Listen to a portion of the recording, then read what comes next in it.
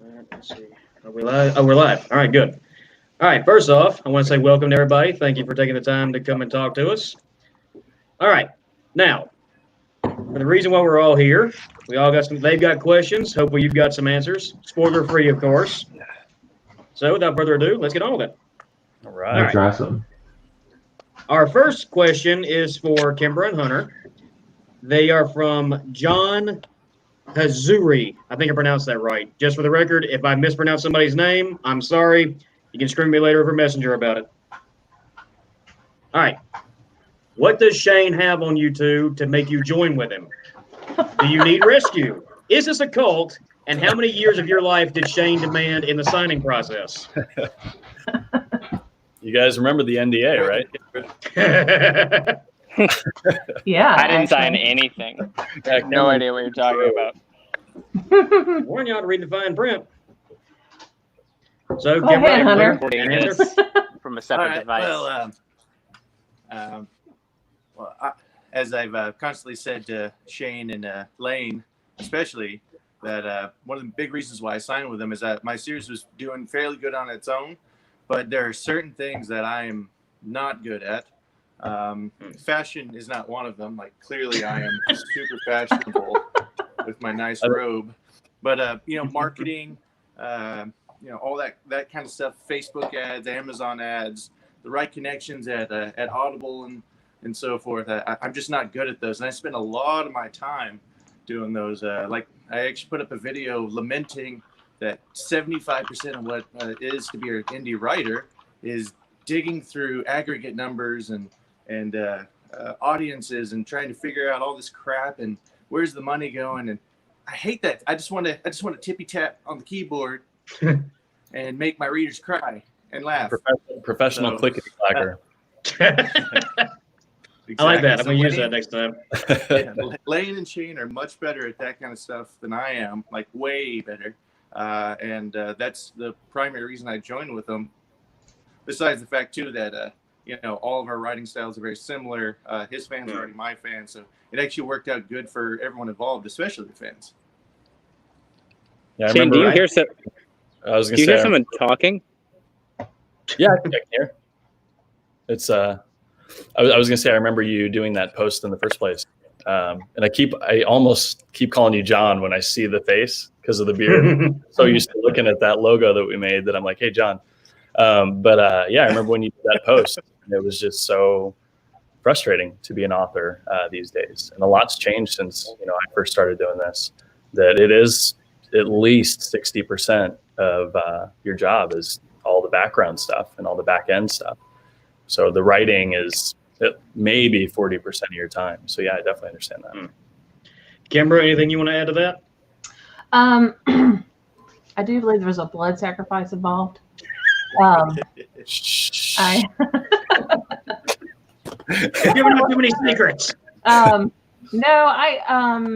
It's just for me. It was an opportunity to be able to work with Shayne, which was a big deal for me because I started out at his group as a reader, and through his helping me along in the process, I was able to, I've gotten to the point where I'm a full-time author now, and I do a lot of the background stuff, but it's nice to be able, like Hunter said, just to hand the reins over to somebody and let them handle everything else. So it's more that it's kind of an experiment for me to see the difference in what I've been doing to get to the point where I'm at now, to get to the point where I want to be, which is where Shayne's at, and making the bank. Ain't that the truth? So all right, well, but we met at Dragon Con. Yes. You were saying, hey, I think I can write a book. And that was 2017, right? Yes. So it was you were talking about writing a book, and I was like, yeah, go for it. And so you had a bunch of questions, and they were really good questions. A bunch of people say they want to write a book, they'll ask you really vague, interested questions. Right. There's not really an answer to that kind of stuff. And so you already had the inspiration and the hunger to do it. And so when you started asking questions, I was like, yeah, absolutely. Here's what I did. Here's what you should do. And then you started writing your own books, and you wrote a few. I've got a few. 30-ish. Yeah, close to 30, I think.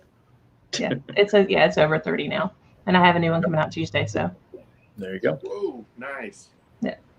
All right, our next question is for Shayne, and it comes from Sophie Townsend, and she asks, when you were first thinking of Nate Temple books and trying to do timelines, characters, sub-stories, etc., did you have to look online or Google to make sure that you weren't copying anything written before? No, I've always been a pretty extensive reader, and so I think we might have lost the selfie king, ironically. We'll see here. He'll get back in a minute. But no, I've always been a big reader, so I'd read a ton of stuff, and that was actually the whole point of me writing a book, is that I didn't want to write something that was similar to what was already out there. And so my take on urban fantasy at the time was the majority of it, and there's definitely exceptions, but the majority were these, Frodo Baggins type characters. And they're so innocent and so naive, and they get thrust into a world of magic, and it's just so predictable. At least to me it was, because I read a lot. And so I got bored with that, and I said, what if someone took a guy who's already at the end of his series, essentially? You know what I mean? He's already powerful. He's already got, quote unquote, everything that anybody wants. He's got money. He's got this. And instead of starting out with an innocent character, you knock that character on his ass and make him fall down the mountain. And so the whole point of the series is you see him at the top of the mountain celebrating and saying, I'm amazing. And then you see him fall down the mountain in the book too. And then the rest of the series is him trying to claw his way back to the top of the mountain and become a better version of himself. So it's kind of like a fallen angel story, not biblically, but just and so I just thought that would be more fun. And so to show a guy who, is so arrogant and so narcissistic, I don't know where I got the inspiration for that, but yeah, I believe that. It was really fun to kind of stretch those bounds, kind of like Deadpool. You watch Deadpool, it's terrible, but you're laughing, and it's just so much fun. And that's kind of like Nate. I just wanted to write a fresh take. So I pointedly made sure that I didn't write anything similar to other people. And that's where cow tipping the Minotaur and all these crazy things came from, is no one's ever done something like that. And so I tried one scene hooked me for life right there. There you go. Cow tipping a Minotaur. That was just up the bar. I'll have to find some new crazy stuff to do.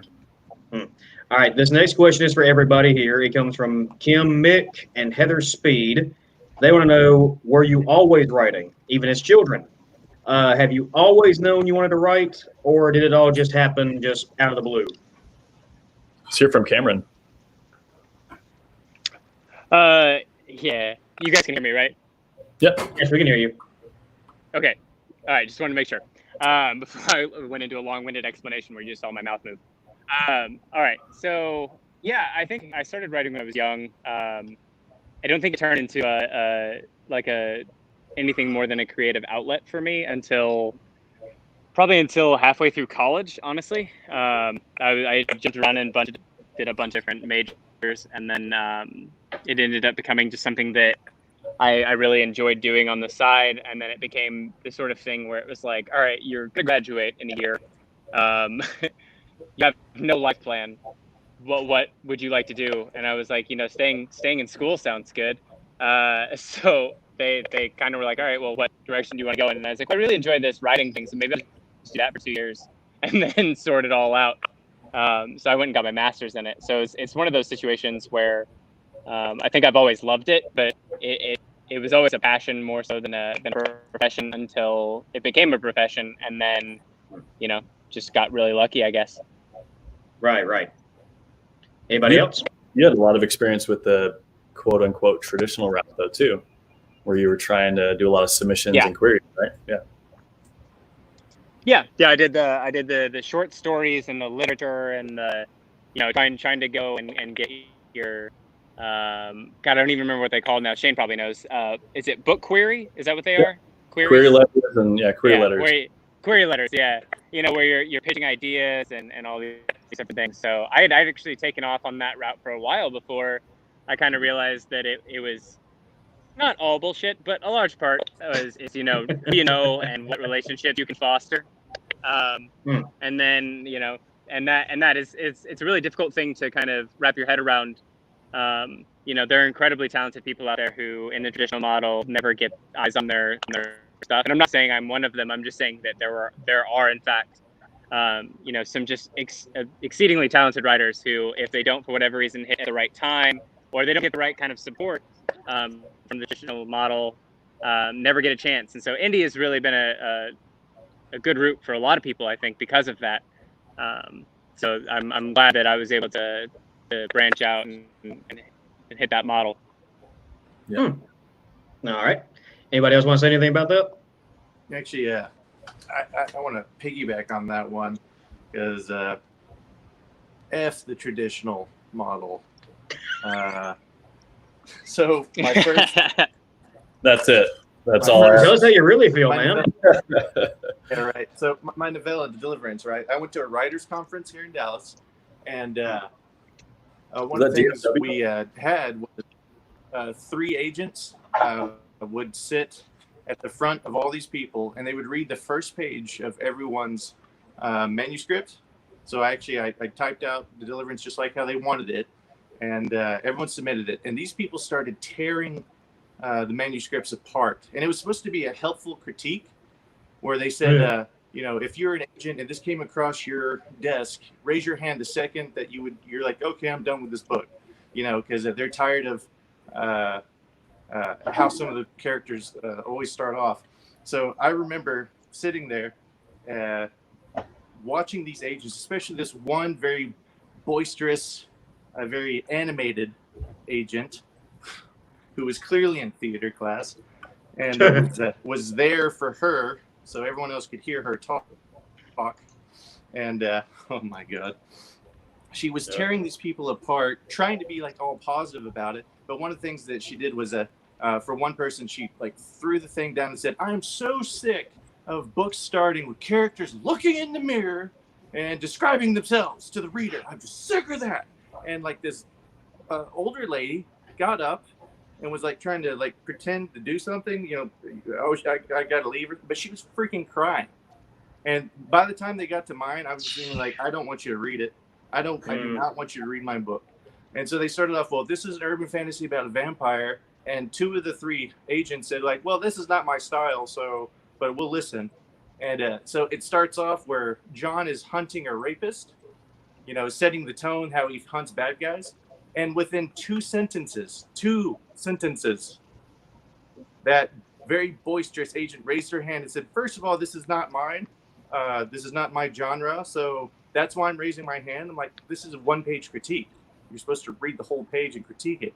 But then she went on to say, like, I don't know if I could sell a rapist vampire. Okay, I just don't think the market wants the rapist vampire. And that just went way over. He's hunting. So after it was all over, I walked up to her and said, hey, I know there's not a market for rapist vampires. Is there a market for vampires who hunt rapists? She's like, what? I was like, if you had read more than 2 sentences, you would have figured that out. Yeah. So what I'm getting at is I totally get where Cameron is coming from. I don't know how many query letters I sent out. I had them professionally done. Out of the 50 I sent, maybe 2 came back as no's. Everyone else were just ignoring it. So indie writing is definitely the way to go. And for those of you out there who are watching, who are aspiring authors, you can do it. Don't listen to those people. Don't listen to the agents who work on romance novels and then, ignore yours for whatever reason. Just write and you'll figure it out, I promise. Absolutely. All right. Good. Very good. Thank you. All right. The next one comes from Summer Riley, and it's for Shayne and Cam, our dynamic duo, of course. Does your wife/fiance read your books? And if so, does she have a favorite series or book? Yes. Shayne, you want to go first? Yeah. So my wife does. She actually did a lot of help in coming up with Callie. And not coming up with her, but us coming up with the story together and what would be interesting from a female protagonist and how to make it, fresh, but also authentic, because obviously I'm a guy writing a girl. And, I really wanted to make sure that I did an admirable job instead of the hilarious snippets you guys see online where, guys are trying to write women, and it's just so bad where they talk about the chests every 2 seconds, and like if they shake their head, you have to comment on what reaction that had to the chest, and it just doesn't make any sense. And so I wanted to make sure it was really authentic and still fun. And so she had a big part to play in coming up with kind of the main story arc with how it's going to start. And then she loves reading Nate, but at the same time, she says it's really hard to detach herself because she knows me so well that it's almost like us just having a conversation and just kind of talking. And so she said it's hard sometimes to read it objectively because for her it's just like a conversation with me. But she does like him, and I think she's on book 3 of Cameron's. But with our kids, neither one of us get to read anything. I don't think she hasn't read the most recent of my books, and she hasn't read any books even for her own entertainment, just because we're all, especially with COVID and all this crap, we're just trying to keep the kids busy. So right now, no, but typically, yeah. All right, Cam, your response? Yeah. So my fiance has not read a single one of my books. It kind of is one of those tricky situations. It's a tricky situation. So like, first of all, my books are part of Shayne's world, right? So like signing on my books is also signing on to 20 odd books of someone else before she would basically have to do the same thing I did before I started writing Quinn, which is go through and work your way up to the present time narrative, so that way you kind of have a grasp of everything that's going on. But the other part of it is that like it's a really intimate thing having someone read your work, and oh yes, I think early on I in can our agree on that one. relationship it was exactly. So early on in our relationship I asked her not to, largely because like if I look at Whiskey Ginger, which is the book 1 of that series, I think it's good, but it's not the best I've done. I think every book I get better, and so like to ask somebody to evaluate my talent based on something I wrote that I don't feel is my best work, as the first thing they ever encounter of mine is, I think, a really tricky proposition. So what I've actually asked her to do is just to start reading the new series that I'm working on now. So I actually did a live reading. They're going to play it tonight. And that was the first time she's ever heard anything that I've read or that I've written. So like, it's a cool experience, and I think it'll be one where I think the new series is something she'll definitely dive into. And at some point, I'll probably get her into the other one. But it's again, like it's a tricky thing to ask somebody that you really care about, that you've met when you've already started working. Right? It'd be a little bit different if she was around when I first started working on this series, but she wasn't. Right? Like I was on like my 6th or 7th book by the time we met. So right. That's my answer to your question. All right. Moving on. Next one's for Shayne only, and it comes from Raven Odin Albrecht. And she asks, why do you have such a hard-on for the Greeks, the Greek pantheon? Man, I absolutely love the Greeks. I always have. As a kid, that was my escape. And so, I mean, ironically, this sums up the Templeverse, but my childhood was Calvin and Hobbes and Greek mythology. So Nate has a cat and he has a dog, best friend. And he lives in this imaginary world where everything's, bigger than it really is. And so it pretty much sums up the Templeverse, the concept. And so I just love Greek mythology and the whole concept that, they were kind of the first thinkers, at least the first recorded thinkers in mankind. They wrote down philosophy and they wrote down these amazing stories that were easily transcribable. And so you've got these stories, every single one of them is about a hero or a monster being defeated by a hero. And that was just so inspiring to me as a kid, to hear how it wasn't always a battle to beat these monsters. Sometimes it was your brain. And so, the labyrinth with the Minotaur, you had to find a smarter way to do it because everyone else was getting killed. Same with Hercules and his labors. He had to find smarter ways to do some of these things. And I always thought that was so cool because the Greeks are also the ones who, or at least Aristotle and Socrates are the ones that taught arete to Alexander the Great, which is be the best form of yourself possible. And so he taught that to Alexander. And if you look at all the mythology, it all kind of follows that as long as you ignore Zeus. He was the best something. Most of the heroes, demigods and stuff, they were always trying to find ways to become famous, really, to become knights, even though knights weren't a term back then. They wanted to just be heroes, and that was the most valuable thing in that society, is to be a hero. And I always thought that was what a lot of people need to do these days, especially, is to find role models. So, very true. Very true. All right, the next one's for both you and Cameron again. This is from David Simon Turner, and he asks, how did you two meet and start a story together? Go ahead, Cam. So I dated his sister once upon a time. So this is punishment. Yeah. So actually, I met Shayne the night before his wedding, because I was her date. So I ended up meeting him the night before he was getting married in the town that he lives in, and we maintained a relationship. He and, for the record, his sister and I are still really good friends. It's not a situation. Lucky for you. I picked Shayne in the divorce. I was divorced. Yeah. She's just really jealous that Shayne and I spend more time together than she and Shayne do. No. So it was actually a strange thing. We stayed like in casual touch for a long time, just kind of updating and stuff. But he was still working. He was working on the books, and I was going to school for the books, or to be a writer and stuff. But I was doing a whole bunch of different stuff in the meantime, and he was working at a bank in the meantime. So, when he started taking off and getting really successful, I didn't really hear about it until, a good year or two out from when we actually talked about me joining and doing a series. So it's been kind of a wild ride. One of those like kind of freak accident, super fortunate meetings that you don't really anticipate changing your life, but they really do. Yeah, it was at that butterfly effect. It was at that coffee shop where we met up. I said, how would you think about writing in the Templeverse? And you're like, okay. And then I think 3 weeks later, you had read every single book in the Templeverse. Yeah. His pitch was a great one. All right, I need you to write 4 books. But first I need you to read all of mine. And then I need you to kind of pitch me what you think you would write about. And I was like, all right, cool. And at the time I was going to be a teacher. And I don't know if you know this about teaching, but it's a really hard profession. So when he was like, all right, so I'm going to give you this opportunity to write 4 books real quick, I was like, all right. So I finished reading his books over the course of like the winter vacay, like the January, the 2 weeks of January. So I ended up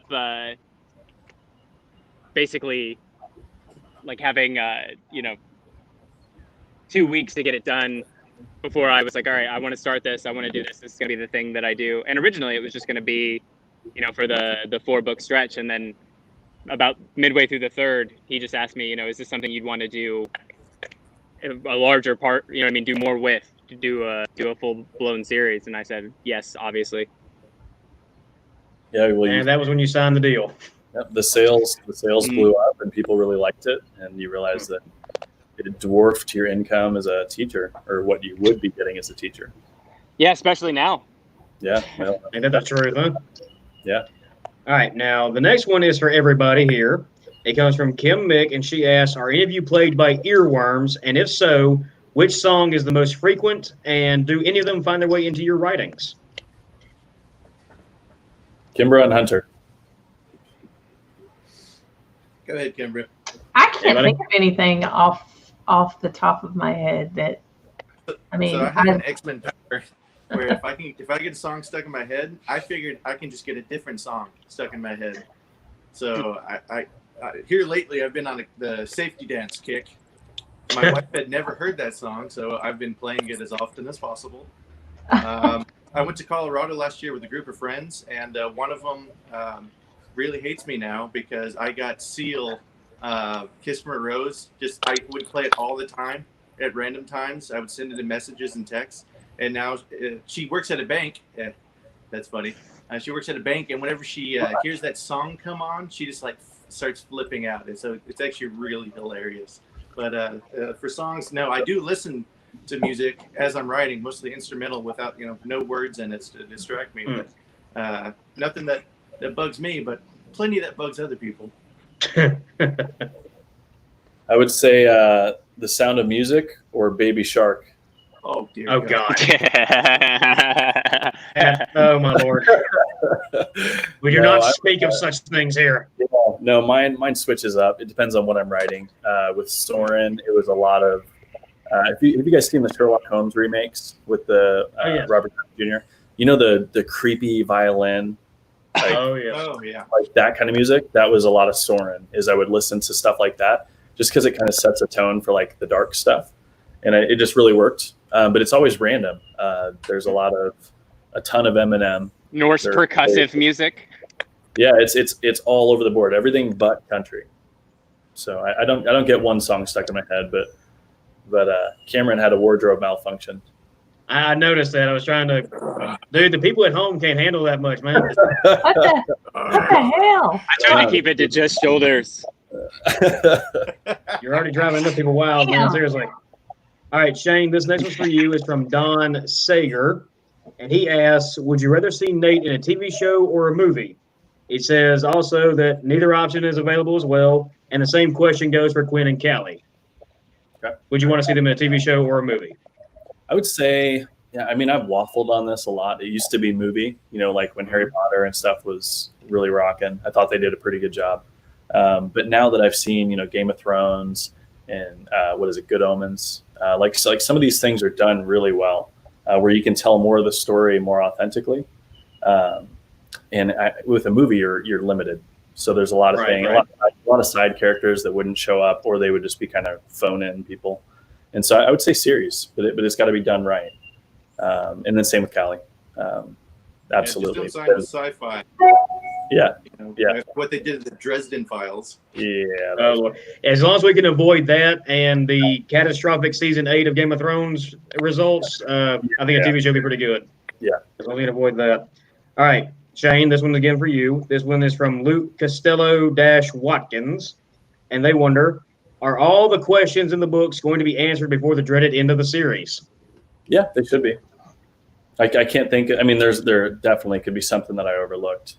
I take note of the word "should." Yeah, but no, they're intended to be answered. Yeah, so there might be something like, why was Gunnar wearing a red shirt in this scene? There might be things like that I might have teased the reader about, like that. Yeah, I'm going to try. But yeah, every major question absolutely should be answered.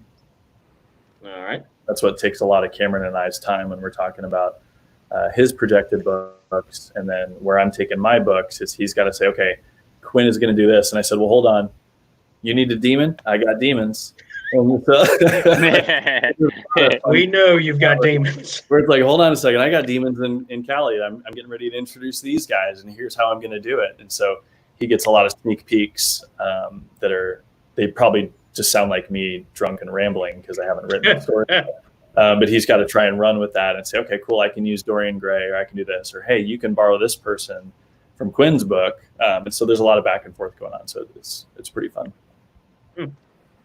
All right.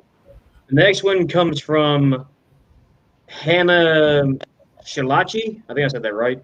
And this is for everybody. And it says, how do you motivate yourself to write when things around you get tough? Hunter, Kimbra, someone who... I mean, honestly, there are days where I feel it, and that is most days whenever I sit down to write, and it just flows. But, even on the days that you don't feel it, you're not feeling creative, you didn't get good sleep or whatever, I still try and sit down and at least get the outline of a scene or a chapter out there. But I've never really had that much of a problem with writer's block. If I do, I just go back and reread the book, and then the answer comes to me. I'm actually doing that right now with book 6. Kind of got caught up. That's what I do. But you just do it. Just do it. Do it. Do it now. Down. Go ahead, Kimbra. I think for me, and just speaking personally, I've written pretty much straight since I wrote the first book, and I hadn't really taken a break until COVID hit, and then I ended up having to homeschool, and my husband was at home too, which was great to see him all the time, but having a lot of people moving around in the house and everything makes it really hard to sit down and concentrate on writing. And then I've had some health issues too, And you know, it's not that I've had things happen that take precedence over writing. It's never been a block kind of thing. And in fact, writing is my happy place. And so Right. when I'm feeling bad, or when, you know, things aren't working really well, or, you know, I've been to the doctor or whatever, sitting down and writing actually makes me feel better. And so Right. I have to, I mean, it's hard to say not to make it a chore, because it is a chore. I have to write every day, or at least, you know, 6 out of 7 days a week, because that's my job now. And but like I said, it's a happy place for me. And so it's never seen, I've never had a point where, hey, I can't write. Now, I've written stuff that's not good because I've tried to force things out. But, you know, and there's always times to go back and fix those kind of things.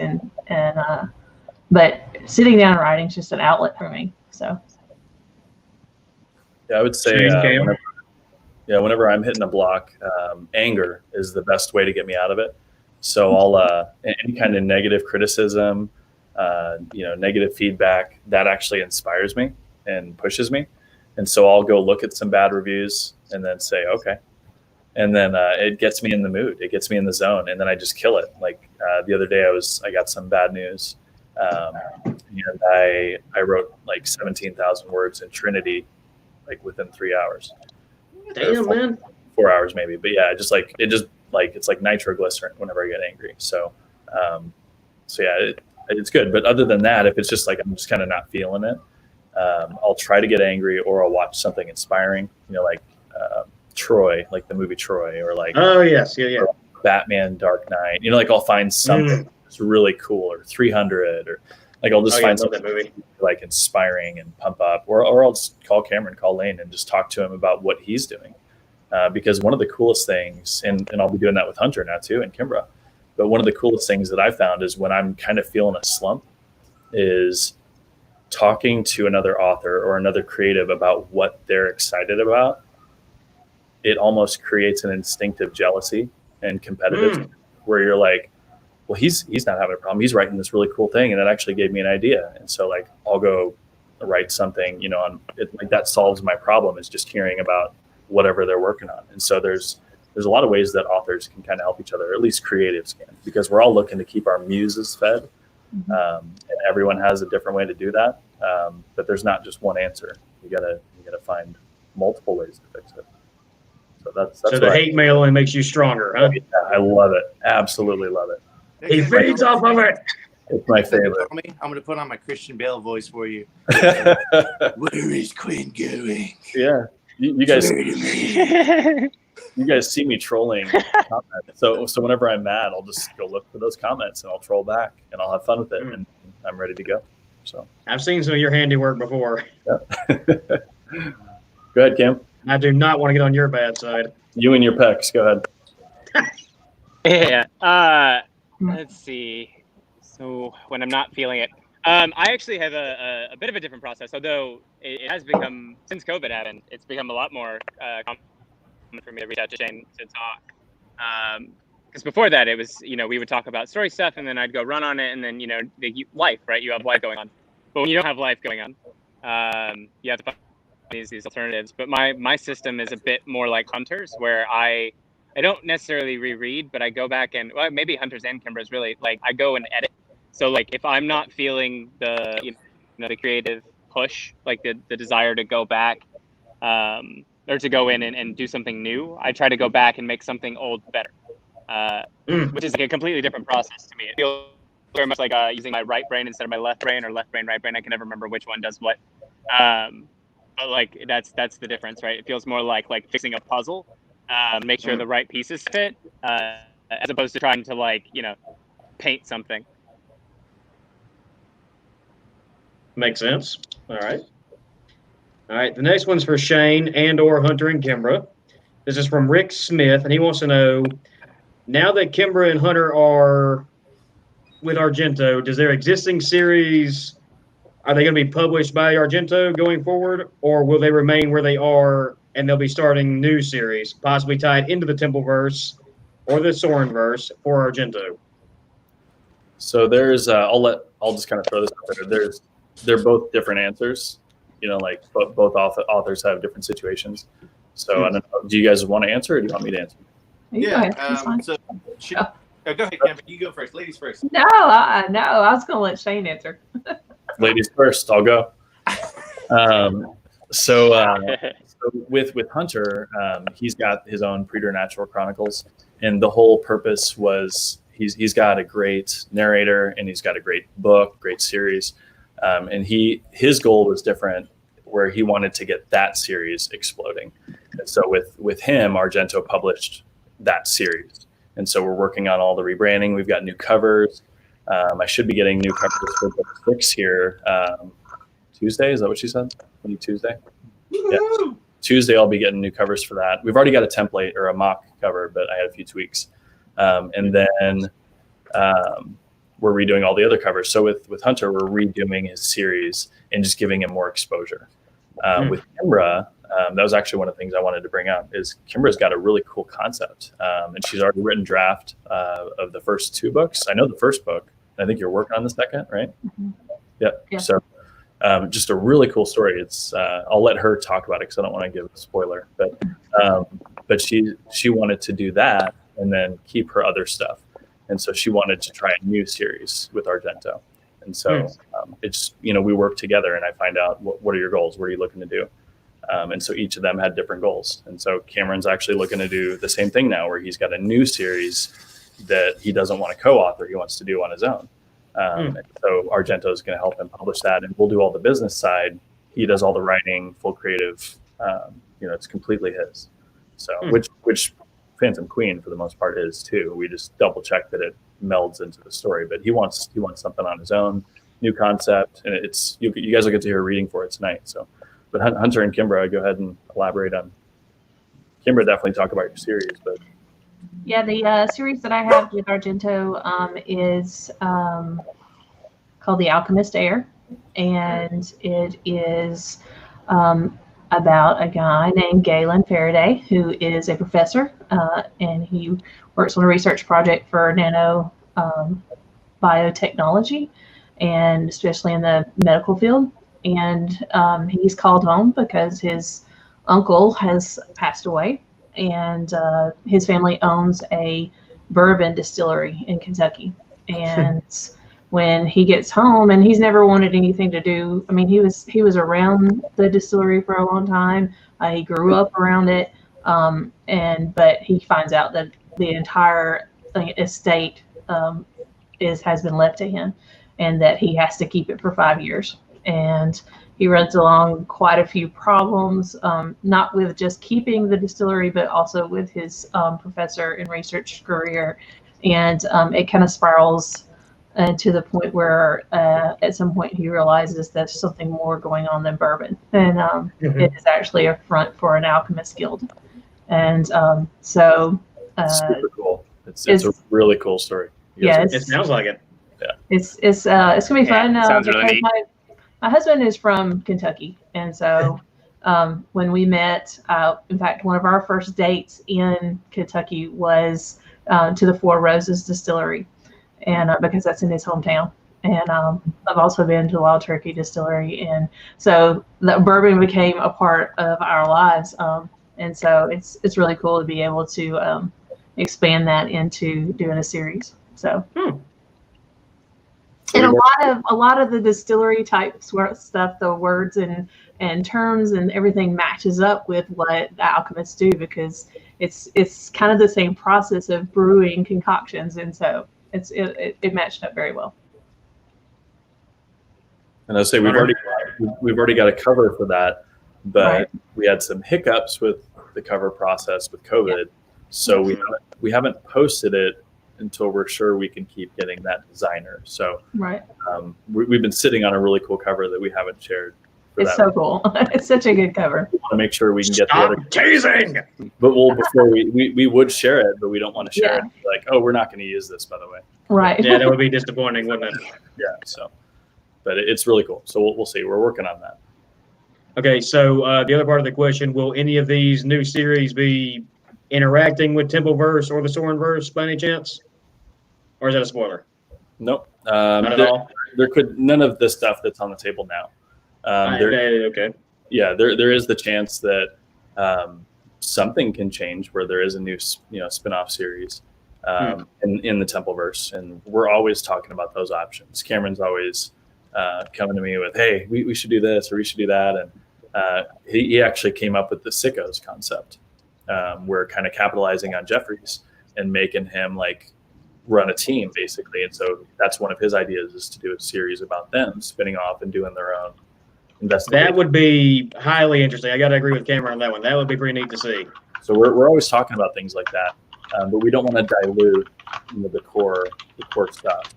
And because right, I get you. If you do that, readers are going to be like, well, what about Quinn? What about Nate? What about Cal? They're going to get all frustrated. So we're always chewing that over. We've got a ton of ideas.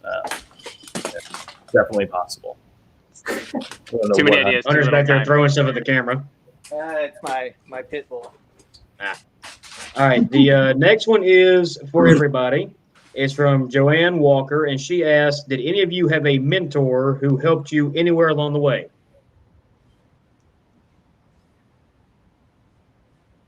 Shayne was my mentor.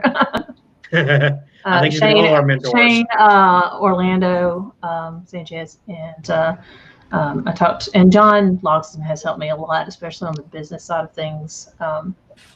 And so, yeah. So when it came to writing, no, because I didn't follow any rules. And Cameron got to read my first draft for Obsidian Sun, so he knows this. You made your own. The very first draft. Well, he read this, and he read the hardcore, Sword and Sorcerer, or what do they call it, Sword and Horses fantasy. He read that first draft, or it's probably a final draft, but it should have been a first draft because it's written so poorly. But so Cameron's read those. I don't have any formal writing experience. I just have what I read, and then I will study the Drunken White. What I'm here. So I would study the Strunk and White kind of proofreading tips and just kind of a little short book. It's like a summary of grammar. So I would do that. But when it came to business, I definitely had mentors.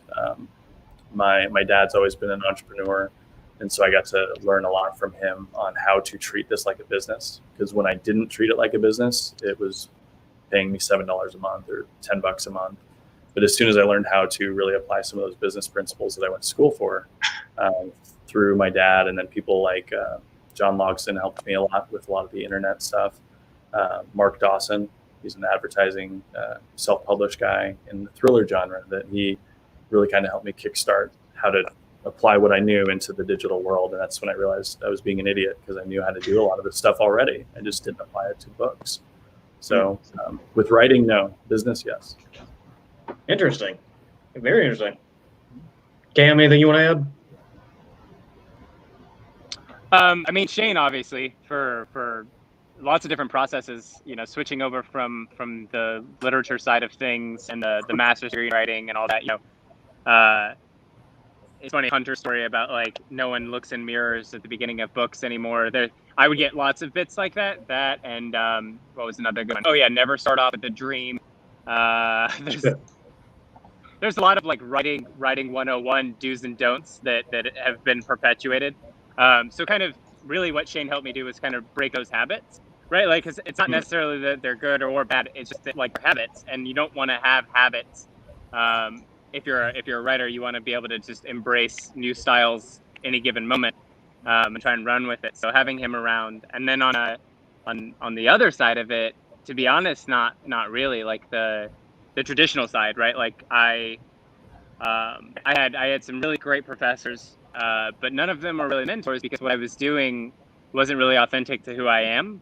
It was authentic to the program, because that's what you get taught is, right? Like you need to be doing things the way that lockstep with everyone else, and then maybe you'll be one of the 10 million people who publish a book that gets on the New York Times bestseller list. But like those odds always seemed really shitty to me.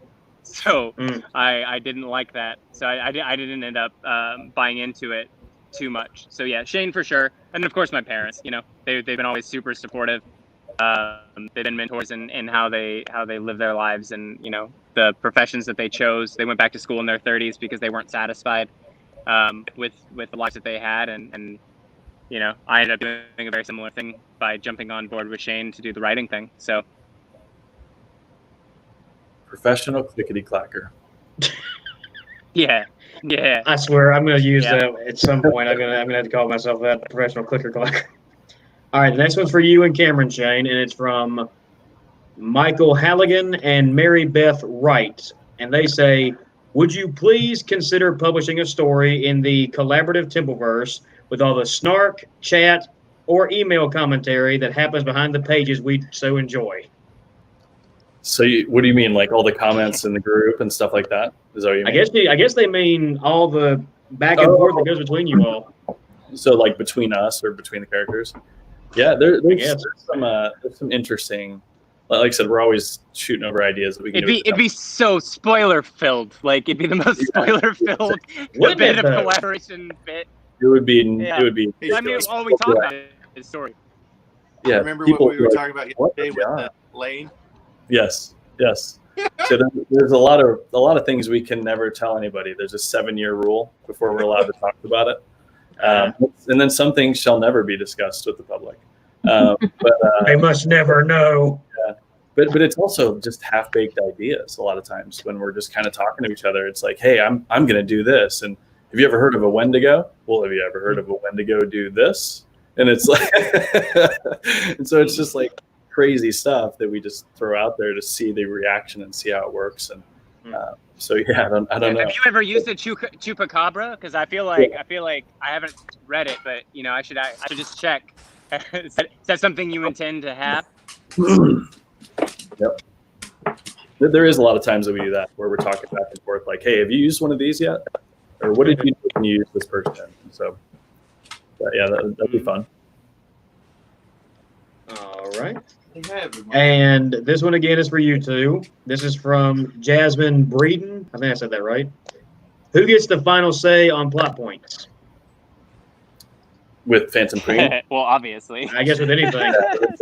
I've got my series locked down where I decide where they go. Right. But the ones with Cameron. No, Shayne. The answer is our editor. Let's be real. Oh well, yeah, that's me too. Our editor. Paige gets the final say on anything I do. Yeah, and our editor is awesome, and I don't name them so that they don't get mobbed or harassed, even with compliments, because then they wouldn't be able to edit. But this person works amazingly well. They have great ideas, a lot of cool suggestions that you guys end up really loving. A lot of them have come from the editor, where they kind of ran with it and said, what if you used this joke or changed your joke this way and had this one-liner? And there's a whole bunch of those. And so this person also gives me ideas for merchandise. After reading some of the books, or after reading every book, she has little comments that she'll put in there and be like, hey, this would make a great t-shirt, this would make a great mug. And so our editor's awesome. But yeah, with what I was going to say is with Cameron's stuff, he pretty much has carte blanche, whatever the hell he wants to do. He'll come up with it on his own, and I just give him the rules. I just kind of give him the guidelines, like, hey, here's the fence posts. Don't go outside these fence posts. Other than that, it's your sandbox. Do whatever the hell you want. And he'll call me and tell me, hey, we've gotten to a point. Go ahead. I was just gonna say, we've gotten to a point too where like I know, right? Like I know the parameters really well, and so like I know which questions to ask if I'm coming across something where I'm like, this could be problematic, right?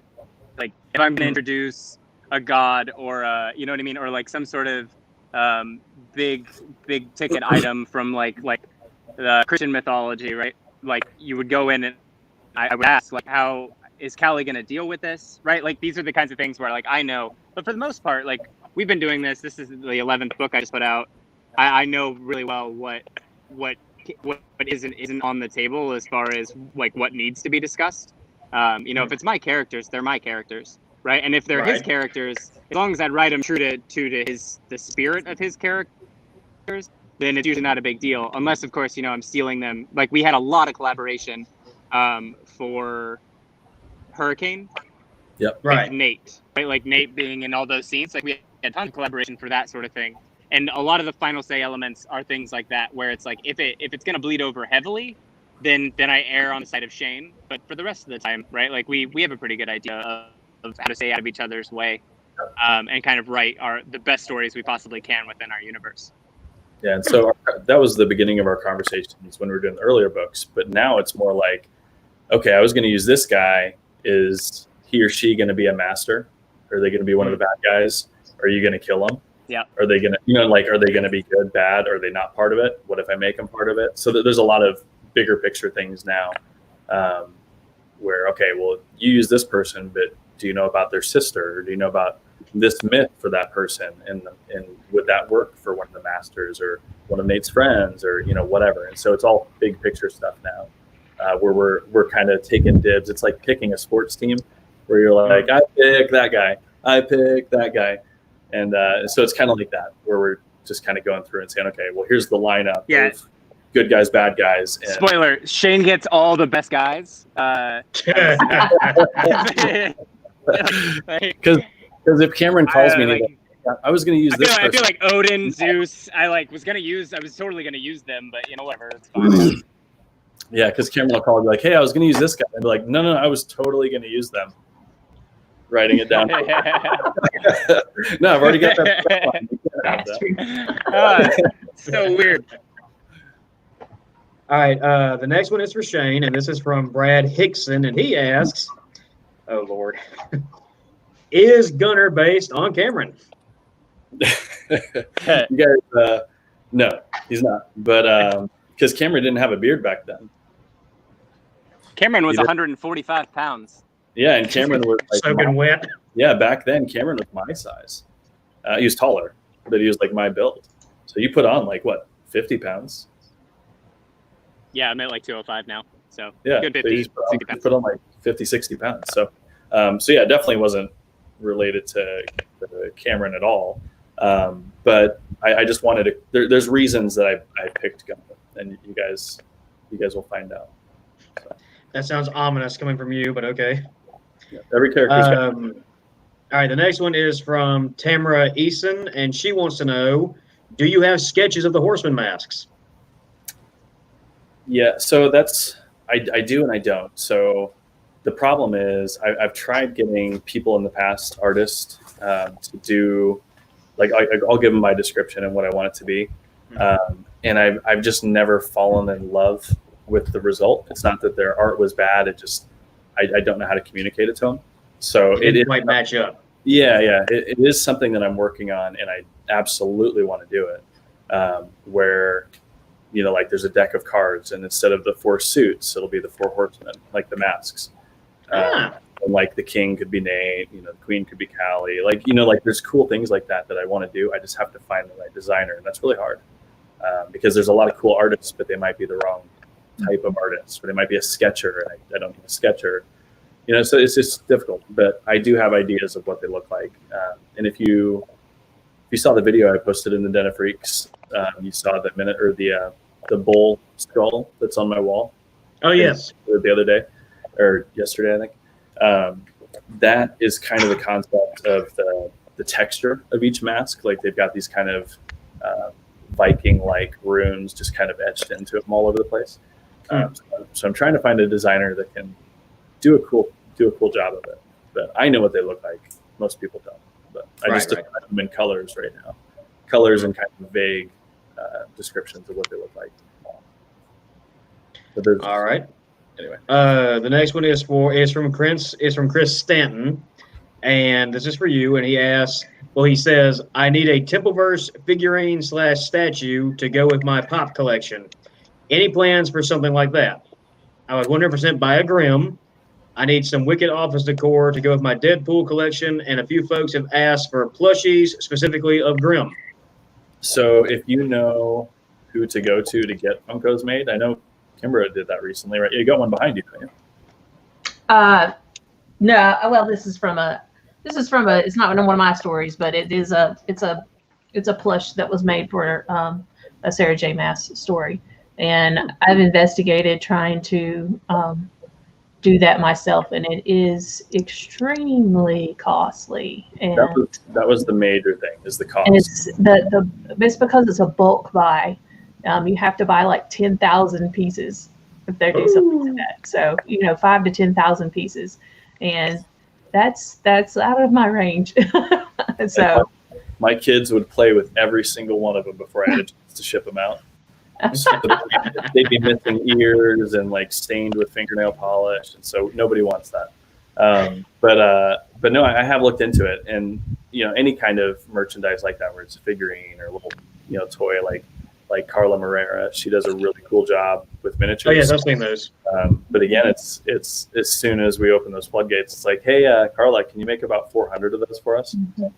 And so it's a job. So yeah, we're working on it, but we don't have any. If you guys know any contacts or anything in those fields, Yeah. send them to Lane@ShayneSilvers.com.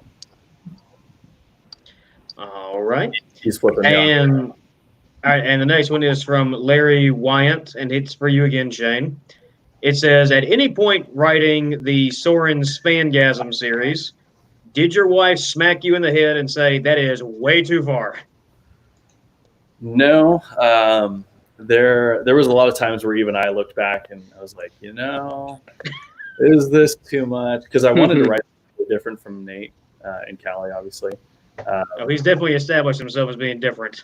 Yes, and that was the whole point. And to really, like, the thing with Soren is that I really wanted to capitalize on all the typical tropes of vampires, but do them differently. And so as differently as you can anyway. Or just give them a new twist, kind of like I do with Nate and Callie, with the myths and the monsters and everything. And so with Soren, I really wanted to tie some of those myths and tropes into, there's actually a reason for it. And, there's actually benefits to it, and he gets power from it and all this kind of stuff. So I tried to get as close as I could to the line and then back off or something bad happens or whatever. But I don't ever want to be the guy who writes those kind of romance scenes, just because I never really cared to read it. I would always just kind of flip through, like, okay, bedroom door closes, just get to the next part. I know what happened. I don't really care. Even if it's greatly written, I just never really cared for it myself. But I kind of feel the same. Yeah. So whenever I write those, the reason I say that is because whenever I write these scenes, I'm not doing it to write romance, and there's going to be a very important reason about how that situation exactly went down. So something in that, foreplay or whatever you want to call it, was very important. And so there was someone did something or something happened there that it wasn't about the romance, and the reader needs to know, because you're going to find out a book or two later that actually screwed Soren over somehow. Pun intended. Pun intended. Yeah. Hunter, get back here. This next one's for you. There we go. All right. Jimmy. Everybody else is wearing sunglasses as well. All right. This one's from Jimmy Ledfo. I think I said that right. And he asked you, when is Preternatural Chronicles book number 6 going to be out? Good question. I was actually talking with Shayne about that. Been spent a lot of time writing, and we're thinking mid-September is a pretty safe guess. Could be earlier, could be later, but let's just go with mid-September. Yep. Should be out, because I'm about 75,000 words on it now. My goal is at least 100, mostly for Audible reasons. That way the reader gets a good 10-hour book at least. So sometime around that, and we should be doing the cover reveal fairly soon, once we get that back too. So there'll be a big announcement, probably next week, I hope. Yep, and once we have that cover, we'll probably put it up for pre-order. Once the cover is approved. That's the only reason we haven't put it up for pre-order, is because we don't have the cover yet. We're supposed to be getting that Tuesday, so we'll see if that's the final draft or if we have any more changes. But yeah, it'll be soon. All right. This next question is for everybody, and it says, in your individual series, is the overall story arc, is it complete inside your heads, or is it an ever-evolving thing that goes on as you write? Mine is complete. I have all 13 planned. I even have the next series planned as well, the spinoff. So I love it, because with knowing exactly how, and Shayne is one of the few people on earth that knows how my series is going to end. But you're going to read it 2 or 3 times, and you're going to go back and you're going to curse me with some of the Easter eggs that I drop and breadcrumbs. Kimbra. That's a yes and no question for me. I have an end game, and with the Trailerverse specifically, I have, there's several spinoffs that I'm working through so that I can work back to a main series in Shady Grove with the other ones. And I have that end game, but what happens between here and there is not necessarily set in stone. I know there are certain points that have to happen, but the little in-between stuff, that's organic. That just happens as I go along. And especially with the book that I just finished, it was supposed to be a short story, 25,000 words ish, and it's a 60,000 word novel now. And sometimes the characters just take over, especially with my Phoenix. She rules the roost, and I have to do what she says to do. Otherwise, I try to, I'm pretty good at keeping everybody in line, but not my Phoenix. As for Shayne's series, it's pretty much laid out how I want that to go. But it's the same thing. I know each book and the points that I have to hit in those books, but the in-between stuff is organic. What about you, Mr. No Shirt? Well, with Phantom Queen, it's actually a bit. With Phantom Queen, it was interesting because, of course, Shayne gave me a rough ballpark of where the series is going to go in the broad strokes all the way to the end. But at the time that we had first discussed it, I think you were on what, Nate 10? 9, Nate 10? I think I was on maybe 9. So it was in December of 2018, right? Yeah, you hadn't written 9 Souls yet. 9 Souls was not yet out yet. So basically, he gave me a ballpark of where it was going, but then gave me no timeline as to when it was going to get there. He was like, it's probably 20 books for each of the series, and I was like, okay, cool. I'll just write forward and we'll see where we go. But recently we've talked about it, and we actually have, I think, a really good idea of where we're going. So I'll let him talk more about that if he feels like he wants to. But my new series is going to be very different stylistically than anything like what the Templeverse is, or really like anything that anybody here is doing, because it's more locked. I have a pretty good idea of I'm going to be jumping around with different characters at different time periods. So it's going to be locked within a certain time frame, certain narrative, certain amount of books for each of the individual sections in a broader universe. So yes, to answer your question, as far as the first series, I know exactly where that one's going, mainly because I start it at the end. And then with the other ones, I have lots of ballpark ideas for what I would like to kind of feature and where I would like to be set and stuff like that. But as far as the actual story of those sets, I don't know yet. So with Cameron's, kind of to piggyback off with Cameron's newest stuff, there's a lot of maneuverability where he can keep it going for a very long time if he wants to.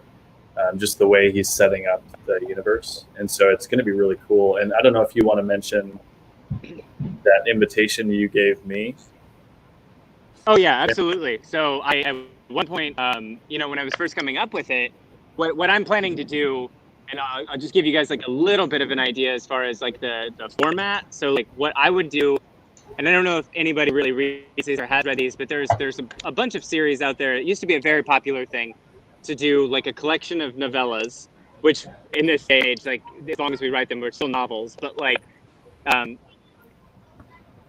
think it's Robert White did the Conan the Barbarian series, and you'll see it exactly like that, where it's they're little books contributing to a much bigger story.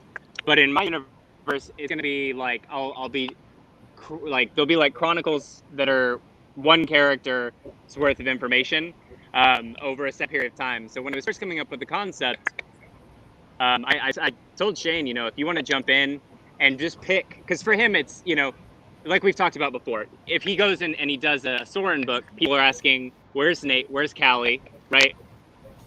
so when you sign on to do something new, it's always an undertaking. So the opportunity in my new series is really that you'd be able to come in, write something, in his case, that's incredibly small, right? Because you give him 3 angry hours and he's got 17,000 words.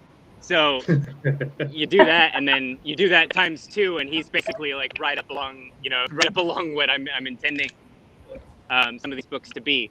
So he can always just jump in and pick a time frame, pick a scenario. It's a little hard to decide without getting into a lot of detail, but he could definitely do that, and I think you guys would actually love it because, of course, the beauty of that is that he gets to play. Do one of the things that writers love to do so much, which is just play. Yep. So I wanted to throw that out there. That's kind of cool. Is that there's the opportunity for other, for me or another author to jump in and write our own kind of crazy little arc within his universe. So it's really cool. But with my stuff, so the thing is, like, I definitely know big picture. I know how the end's going to look. I know what the apocalypse or the Omega War is going to look like. But there's always last minute recruits or last minute improvements that, it'd be so cool if you made this happen. And so it's always getting clearer. It's like, you know that you need to win the war, but then you realize after each battle, things kind of change a little bit. So as a general, you have to adapt. And so there's always little things that with each series and each new character that gets introduced that kind of refines or modifies how I get to the destination. But yeah, I know where it's going, and Cameron and I we're going to be talking about that a lot more now that we're both creeping up our side for our other non-Nate Temple series, but the Quinn and Callie ones. We're going to be talking a lot more on how that's going to progress and who shows up in whose books. But with Soren, yeah, I definitely know where it's going. The Shaded Devil series. The new series that I'm working on right now, I'm working on for next year, the Shattered Halo series. The whole point of that was I knew exactly where it was going to end in the beginning. And so the whole premise of the series is about how it ends. So I definitely know where that's going. But yeah, for the most part, I don't necessarily outline it like bullet point by bullet point. I definitely don't do that. But I in my head, I know exactly where it goes. So it more or less follows that structure, even if I deviate a little bit. Interesting. Very interesting. All right, Shayne, this one's for you only, and it's from Craig Gill. And he says, in many of the pantheons, there is an actual aspect to the creator gods, a male and a female. And he wants to know, do angels have a male and female aspect as well? You're going to find that out. Okay, well, hold on. Say the question again, because I want to make sure I don't answer. It says, in many pantheons, there is an actual aspect to the creator gods, a male and a female. And he asks, do the angels also have a male and a female aspect? Yeah, okay, so you're asking if they're female angels, essentially? I believe that's how it's supposed to be putting it. Yeah, yes, so there definitely will be. I don't know if that's technically dogma. I don't know, I'd have to look. I don't think there's, in the Bible, I don't think there's any female angels, and I'm still researching all that. I'd have to as far as I know, they don't ever specify. Well, I mean, just by the names, Michael, Raphael, Gabriel. Like, I don't think that it was intended, but I'm actually looking into angelology and demonology, apparently is what it's called, and kind of the biblical aspects and a lot of that for for Callie, and then my new Shattered Halo series.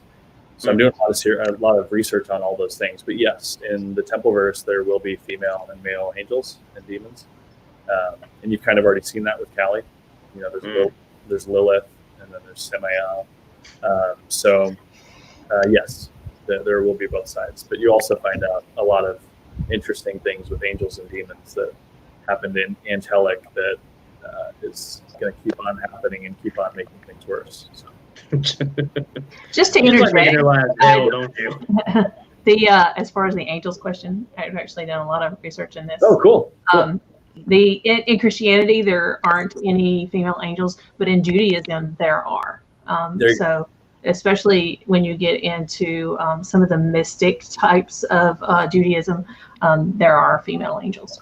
And that's Oh, kind of really? yeah. Is I didn't know the appropriate term because I know when I look into Solomon, like King Solomon, there's a lot of stories that relate to female demons and Yes. so like I know that it's there. I just don't know what's official in the Bible and the Gnostic texts and whatever. So Right. in my story there will be, but I don't know what the official answer is depending on your religion. But Right. All right, cool. All right, Cameron, this one's for you, and it's from Chris Stanton, and he says, Cameron, honestly, do all the jokes ever start to annoy you? We don't care if they annoy Shayne, but do they annoy you? No, not really. It's so funny. This morning, I'm on the East Coast, and so I was under the impression that this was starting at 10 my time. So like 10:15 my time goes by, and I'm pestering Lane and Shayne like, hey, where's my link? Did you guys forget about me? What's going on? And I get Lane in there, and once I realized it was Central Time, I sent a follow up, and yeah. And I immediately was like, all right, my bad, I messed that up. And Lane immediately jumped in and said, like, I feel like I'm dealing with another Shayne. And then Shayne started trolling Lane by pretending he had no idea what was going on and asking what time it was and like if he was supposed to be driving anywhere. And I just like, I kid you not, he's one of the funniest people, and when you end up getting the humor in the books, I feel like that's what makes, because like I've branched out with Quinn's, the snark is there, but the jokes aren't as prevalent, right? I pick and choose the jokes because her voice just doesn't lend to it as much, but that's what makes the the Nate character and Callie too, but especially Nate stand out, is just the constant kind of barrage of humor, which in a lot of the scenarios Nate finds himself in, it's, in any kind of ordinary world that doesn't happen, right? Most people don't crack jokes. But I think that's what makes it so much fun to read, is like this idea that no matter what's facing you, what kind of issues you're dealing with, you have the opportunity to crack a joke, and that you can find humor in any kind of dark place. And so the answer to your question is, I really don't find it tiresome, because I think it's such an important thing to have that laughter in your life at all times. All right, good answer. Very good answer. I like that. I like it a lot. Oh, crap. I lost my thing here. Hang on. And we're back. Where were we? We were at... Oh, here we are. The next one's from Shayne. Kimbra was working. I'm sorry? I said Kimbra was working. The clackety clack. She was putting out another book. I was just sending her a message on Facebook, so yeah. All right, Shayne, this is from Chris Stanton, and he wants to know, what author would you legitimately want to throw hands with? Like fight? Yes. Absolutely. I've got a list. So hold on. I wish I would have known this was coming. I've got like a printed list in my office. Like old school authors, I would love to fight every single one of them. So God, I wish I had that. I was just looking at that like a couple weeks ago. So Hemingway. Hemingway was there you go. I was like, God, what is the biggest one? Yeah, Hemingway, because he was just like a man's man. Like I would love to just box him and then go to the bar and hang out with him and his buddies, and like all of those guys were just so different from people nowadays. Into the truth. Like according to their times, they pushed so many lines that it's unbelievable that they got to that they became famous. And most of them didn't become famous until much later, obviously. Henry David Thoreau, I'd love to throw down with him. He's the guy who wrote Walden's Pond. Old school, very dry book, but he's a fun guy. And then obviously like Socrates, Aristotle, every single one of those guys. I'd love to. They're Greek. They know how to fight. Okay, this next one is for you and Cameron, and it's from Sherry Smith. And she says, Can you please tell us what terrible event occurred to you when you were an impressionable child that screwed you both up so badly? I met Shayne. Yep. Good It was answer. all downhill from there. I was 19, so technically, I guess we would say, yeah, that's what it was. I met Shayne, and I've just been fucked up ever since.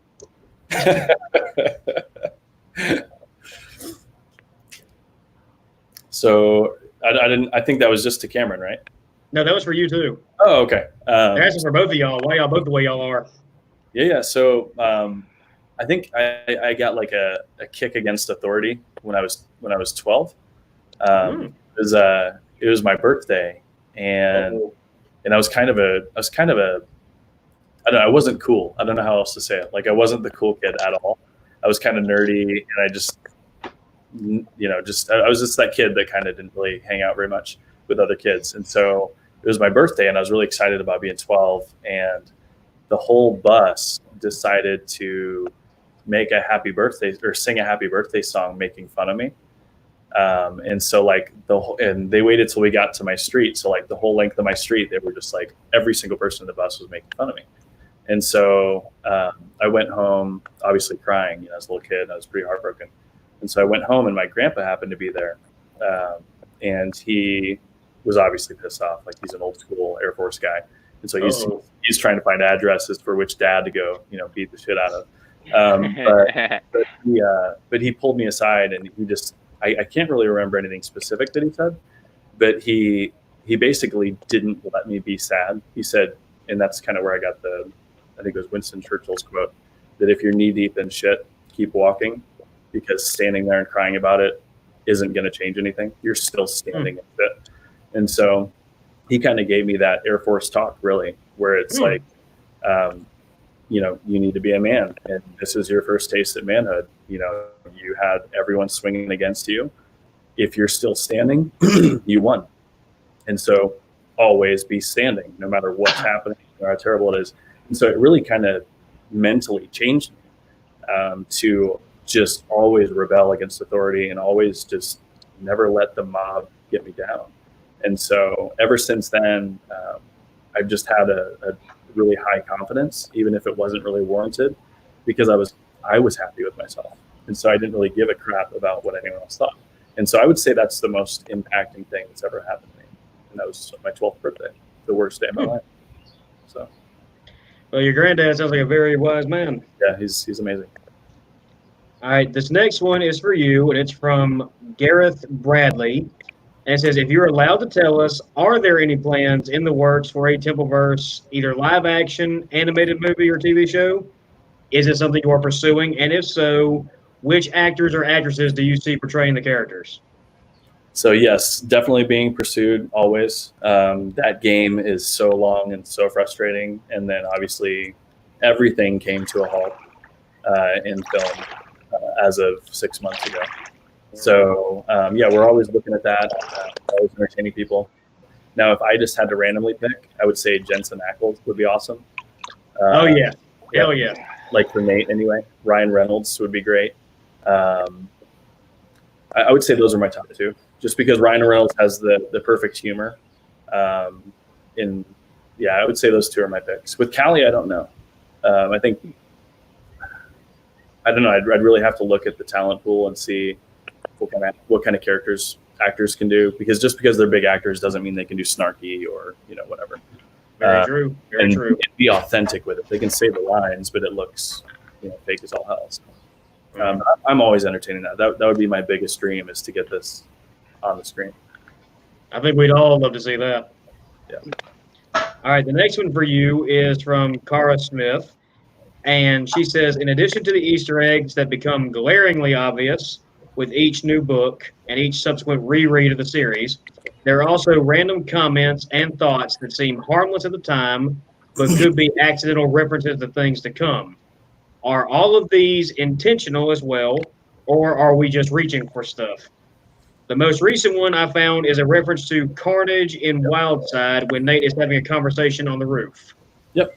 So that's all intentional, because I know a lot of these, I can say it's all intentional, but the example you said is intentional, and most of them are. There might be accidental ones too, just Freudian slips. But I know Carnage was also mentioned in Obsidian Sun, and no one thinks anything about it. There's a lot of references. There's the references to the Embers and Sparks in book 1 and book 2, and Nightmares in book 1. That's when the nightmares started. I didn't spell it the right way, but like there's a lot of wordplay that I do for fun. But a lot of the book titles are very intentional, and so Carnage was definitely planned. I just didn't know which book I would get to it in, but it was definitely one of the aspects that's going to come into play a lot. And so it's mentioned in a lot of books. And there's a lot of things with Pandora and just kind of, WTF moments where you're like, he told me the book title like 6 books ago. How did I not know? And so, yeah, like Trinity, there's a lot of things like that have been popping up in the past. And they all mean something. And when you reread it, you're like, oh my God, he told me the answer. I didn't even know. That's happened a lot when I read your stuff. I'm like, I missed that. It was so obvious now. Yeah, so I try to do that. I work really hard on that because that's always the fun part for me is hiding these secrets and seeing if anyone catches them before I give the answer. That's one of my favorite things. And you just like screwing with our heads too. Yeah, it's fun to watch everyone cry and squirm and guess. So, all right, Cameron, this one's for you. It's from Heather Speed, and it says, "Do you ever look back and think, what the was I thinking? Were you ever thinking of going to another author to write with, or have you ever wanted to write just with your name on the headline?" The answer to the last question obviously is yes, because that's what I'm doing now. But to the answer to all the other ones, absolutely not. I look back and I honestly, there is an alternate sad universe where Shayne did not offer me that, and you know what I mean? Like my whole life would be different and not in a good way, right? Like I won't say that it would be a bad life, right? It just would be a very different one, and it wouldn't be the one I'm living now, and I'm very happy about the life that I live now. So I look at it as like a minor miracle of meeting someone in an inadvertent way that it really did change my life in tons of positive ways. But as far as the last question, it's not so much like wanting to put my own stamp, because Shayne lets me do that with Phantom Queen. I think it really is like an ego thing, right? Like it's like an ego narcissism thing that drives you to have your own thing that people know you for, that's independent. Because I love playing in the Invincible-verse, and it's a great world. But Shayne set the rules, right? So like, how much of my success is determined by how well he did to begin with is a question, and it's going to be a question until I get off the ground on my own. And so I think that's just it's a chapter thing. Every part of your life is signing on to a new chapter of challenge, right? And the next challenge for me is diving into my own product. All right. Now we're getting to one of my personal favorite ones here, and this is for Shayne, and it is from the CEO of Glitter R Us, and they want to know, are the rumors true that you are officially a brony? I'm a brony. Cameron and I have matching tattoos. Brony status. It's kind of like jabroni. Hunter still has to be initiated. Oh no, he hasn't passed hazing week yet. Yeah. So. Run, Hunter, run! I don't think we could do anything that Hunter would be surprised by. And I was going to interrupt real quick with Hunter. Why don't you tell us your story, just in case anyone missed the live event where you and I talked about your series, like how it came about, because I think that's a really inspiring story, especially for new authors out there, and yes, readers. I mean, readers alone, but the readers will see that there's actually a lot of stuff behind the scenes that they might not know. And if you read the sample or the intros now, you'll see it. But new authors might get something out of how your story started, Hunter. Well, for you new authors, John, there's a price to pay. That's for damn sure. All right, for those of you who don't know, the series is starring John Cook, who is my best friend. Grew up together. He was a really good musician, and I always had fun with the short stories. Right, I would just write different short stories, and he was always a fan of them. which meant a lot to me. That because of course we're dudes, so you can't really just say like, hey, you're really good at something. You have to punch him in the arm first, or there's too much manliness, or not enough of me. But one day I played around the idea of writing a book, and he was like, can you put me in there? That'd be awesome. I was like, okay, yeah. What do you want to be? He said, I want to be a vampire, but not one of those sparkly ones. Screw those. More like the Anne Rice ones, the cool ones. And I said, all right, cool. So I promised I was going to write a book about him, and then he pulled a party foul on me and died like a little bitch. Oh no! Yeah. And sorry to hear that, by the way. That really hurt. I've lost people, to suicide or accidents or whatever, but his is like a gaping wound that'll never heal. And so then I had to write the book because I made the promise. So I wrote, and I told our group of friends, like there's Dustin Valenta and Jonathan Depweg and Nathaniel Kirby, and there's a couple other ones too. And I said, well, I'm going to write this book. And I thought it was just going to be for me and, maybe for them. So then I asked them, do you guys want to be in it? And they were like, hell yeah. So they each wanted to be a part of this urban fantasy eulogy. And so I wrote it, and, Valenta's in there. Depweg's become a favorite. Kirby is kind of Nathaniel Locke. I say it's close. And yeah, so that's why there's kind of also a difference between book 1 and book 2 and then book 3. Is book 1, I did not think anyone was going to read it. I wrote it just for me and my buddies, and then they were like, I remember Valenta, Dustin, said, dude, I was going to tell you it was good no matter what, but this is actually really freaking good. You need to do something with it. I said, all right. And then I looked into it, self-published it, and that was in March of last year. And the rest is history. It started picking up, gaining steam just out of nowhere. Just the tipping point was just sudden. I've only been doing this a little over a year, and already got 7 books out. Well, 6 books and a novella. And now I'm signed with these wonderful people. All people. But yeah, so I use that term very loosely. So for you don't need to lose a best friend. But I will say this: it took, as much as it pains me to say this, it took something that I promised to, someone that I loved, to go out and do it. And then I did a lot of research on YouTube, watched a lot of videos. Jim Butcher does a bunch of interviews, how he writes. Brandon Sanderson has a bunch of classes online. He's amazing. Stephen King, George R. R. Martin, but don't worry about him. You'll be stuck writing forever. That video is still loading. You'll never finish. Wow. Wow. For anyone out there who is an aspiring writer, there's nothing to it but to do it. I don't care what your excuse is. You need to just write. I don't care what there's so many people that come. I'm sure for Kimbra, Cameron, and Shayne, it's the same thing. I really want to be a writer. I work 80 hours a week, or I have, I don't care what your excuse is. You just got to do it. There's nothing to it but to do it.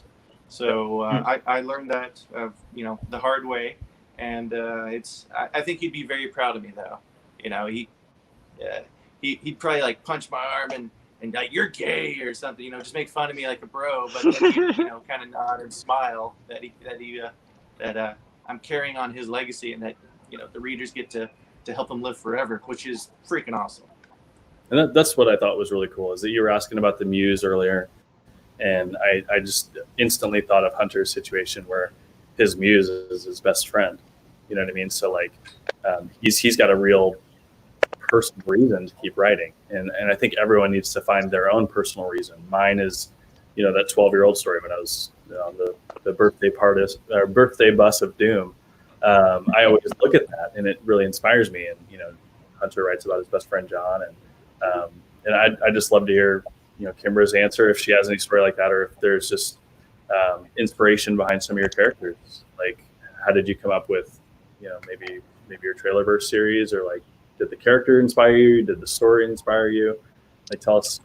For Trailerverse, I had written 2 books that were part of the Path Redemption series, and while those were really in-depth, big world urban fantasy books, I felt the need to really put a lot of more of myself in the book. And for me, that was to tell a story from a small town Southern perspective. And I don't know why, but somehow it got in my head that, people talk about the trailer park queen. She's the kind of the woman the bougie woman that's in the trailer park that dresses higher than her standard and everything. And I was like, well, what if I had one of those and she was a fairy queen, and how would I work this out? And so it started out with just I need to have this sassy fairy queen living in a trailer park, and I came up with all the hows and whys she would be there, and it turned into a big gigantic for me, it's a lot about being true to Southern tradition in ways that people outside of the South don't realize. I think there's a lot of bad reputation tied with what goes on in the South, and I really wanted my series to focus on the things that I find important about our culture, and a lot of that is I have family that are not blood. They're just as important to me as my brother, my mother, my father. It's a lot about community and how people just pitch in and work together. I mean, if we have a tornado down here and it's devastating, but people just come out of nowhere and start helping people. And I really wanted to feel that inside a fantasy perspective. And so I saw a question go by and asked me how I make my characters so tangible. And I want them to be like somebody lives next door. I mean, you could live next door to Grace and her family and not even realize they were fairies. But they do have like this bigger thing going on. And so I think I really wanted mine to be very real, but still have that huge fantasy aspect. And so that's how Trailerverse came apart. And I mean, I don't know, I've got several other series, but really, Trailerverse kind of defines who I am as a writer. That's another thing. It really put me in the spot where I'm at my best. I can sit down and write a book in that series, and it just flows out. There's no struggle at all, because that's my closest connection to my characters. And so, yeah, I guess that's kind of like where all that came from. Is that the easiest character for you to write, Grace? Yeah, absolutely. Yeah, any of those characters, and I made the characters such that each one of them could have their own story. I mean, each character in that is a main character to me. Yes, there's a main character, Grace, the Fairy Queen, but every single character in that series to me is a big part of the whole puzzle. And that's why there's going to be several spin-offs. I mean, I'm working now with a werewolf that was part of the werewolf pack in Shady Grove. And then my Phoenix is the Fairy Queen's daughter. Winona, she's an adopted child. And so, she's not even, she's not blood. And it goes back to that thing where, family's not just who you're kin to. And so, and then there'll be at least 3 other main series before we go back to Grace and her family. But there's also several little small, there'll be one-off novels for the whole thing. Trailerverse, by the time I'm done with it, I think I counted it'll be over 100 books. That's a few. So. That's a few. Go ahead on, girl. Right, sorry, and it gets bigger every time I turn around. I think, oh, I need to do this story with this person, or So sorry to jump in there, Robert. Oh no, that's fine. Perfect. That's great. I'm getting to know you guys a lot better now. Kimbra, this one's from Heather Speed. It's for you. And she wants to know, why change it all up and join with Shayne when you already had a pretty big following of your own? You could have gone with any other, or even started your own company like Shayne, but you chose his publishing company to stand with. Was that planned, or did it just happen? Blackmail. Blackmail. They're holding the family hostage. I had to pay back for all those times I give him hell in the den. No, I mean, and it's not like I've completely turned everything over to Argento. The majority of my work is still mine. Everything comes out through Crimson Sun Press, which is mine. Actually made the company before I ever wrote my first book, because I looked at it, because Shayne had said it's a business, and so I was like, fine, I'll build my LLC and we'll do a business.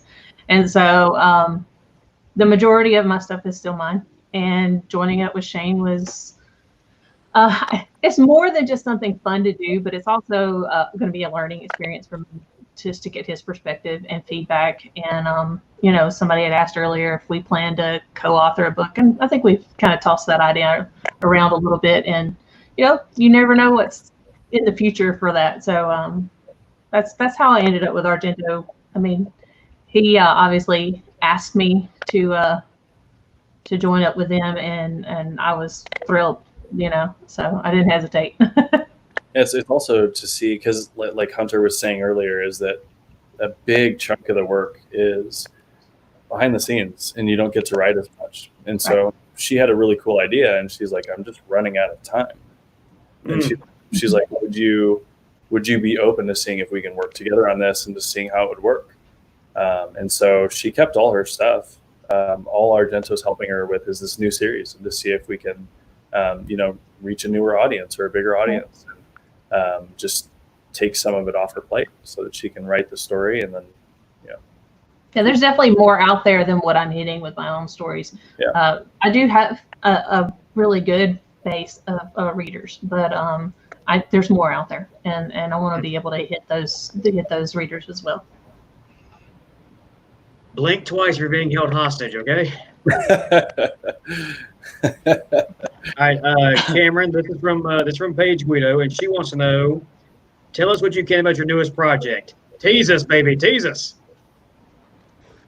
You got a reading. I think you actually have heard a lot of It's it tonight. Yeah, and there'll be a reading this evening, so you'll get another good taste. I don't know, Shayne, like what I don't know what to give them that hasn't already been given, that is not gonna be more than a taste. You can tell them the scene, like the opening scene or the opening concept, without giving anything away. Yeah, that's Maybe. true. Okay, so the overarching concept of the series is an alternative world, right? Like a I hesitate to call it steampunk because it's really not, because like steampunk is its own specific genre with its own specific style. But it is like a world where basically like a butterfly effect concept where one thing has changed, and it's changed the whole outcome of the world as we know it. And the one thing is that monsters exist, but also like at a specific point in time they like rose up, and it kind of like impacted all of society. And so my book, my first of the series, starts at that time frame in which I don't want to give too much away. Yeah, trying not to get spoiled. Yeah. It starts in the like a what we would think of as a Victorian time frame, but it's not Victorian. So it's basically like he's saying, it's a parallel universe where more than one, but a major significant thing changed the course of history. So a lot of the things that we would kind of be familiar with in history might have happened a little bit differently, or quite a bit differently in some cases. And so you get to see that from a different person's perspective back then and potentially onward throughout history. So major events in history you get to see from a new perspective with potentially a lot of... And as far as the stylistic component, I would say like as far as the genre, right? Because I think I've heard a couple people suggest that it's urban fantasy because they assume that that's what I'm going to do, but it's not. It's going to be much more like Gothic horror style. So Hunter mentioned Anne Rice. You've got Anne Rice, Edgar Allan Poe, Dickens. You've got a lot of these like, kind of surreal monster stories, Mary Shelley's Frankenstein, and, a lot of these different ones, Bram Stoker, that I think are just excellent. And I don't see people doing it anymore, right? Like in the same vein.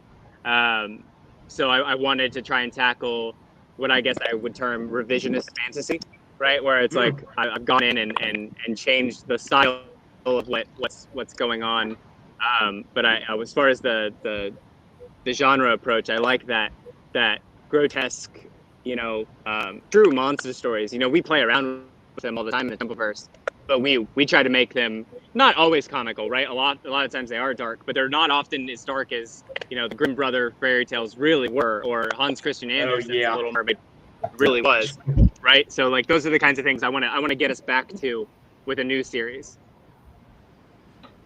Cool. Sounds interesting. I'm really looking forward to it now. All right, Shayne, another one for you, unfortunately. These are mostly you and Cam. There's mostly you and Cam. I was hoping to get some more for Hunter and Kimbra, but it says, all right, the Templeverse started with Nate and Callie. They came from you, obviously. Then Cameron came along, and we have Quinn. They want to know, will there be other verses in the future with multiple authors contributing to a shared continuity? So that, I don't know. That's hard. It's really hard to ask Cameron to kind of coordinate so many different, not just the protagonists, but all of their friends, and make it all make sense and not just look like a shit show of characters. And so to when you start and the other thing is when you start inviting other authors into a universe, you can get drastically different story tones, and that can be good and terrible. You know what I mean? Like it can absolutely kill the main series. And so it's not off the table, but it's a hesitant maybe. If I found the right person to work with, like with Cameron, it works really well. And Quinn is very different from Nate and Callie, but it was different in a way that we needed. Callie and Nate are very different from each other, but there's a lot of side characters that are similar with humor and just kind of tone. But with Quinn, I didn't want another Shayne book. I wanted something different, and I knew Cameron wrote differently. He just took it a little different approach, so it was really good. But it's hard to make all that work. So if I found the right author, yes, and the right project to work with that author, then yes. But it all depends. But shared universes are difficult. Right, I can imagine so. Yeah. All right, this one's for everybody. It's from Vicky Brannigan, and this is kind of going off the reservation here, but she wants to know, who is your favorite doctor/companion, including the original series of Doctor Who? Little different here. Someone else answer first. I never really watched it, but Heathen. The few that I saw with David Tennant were pretty impressive. I can appreciate what it is, but it's such a massive undertaking that I just don't know where to start.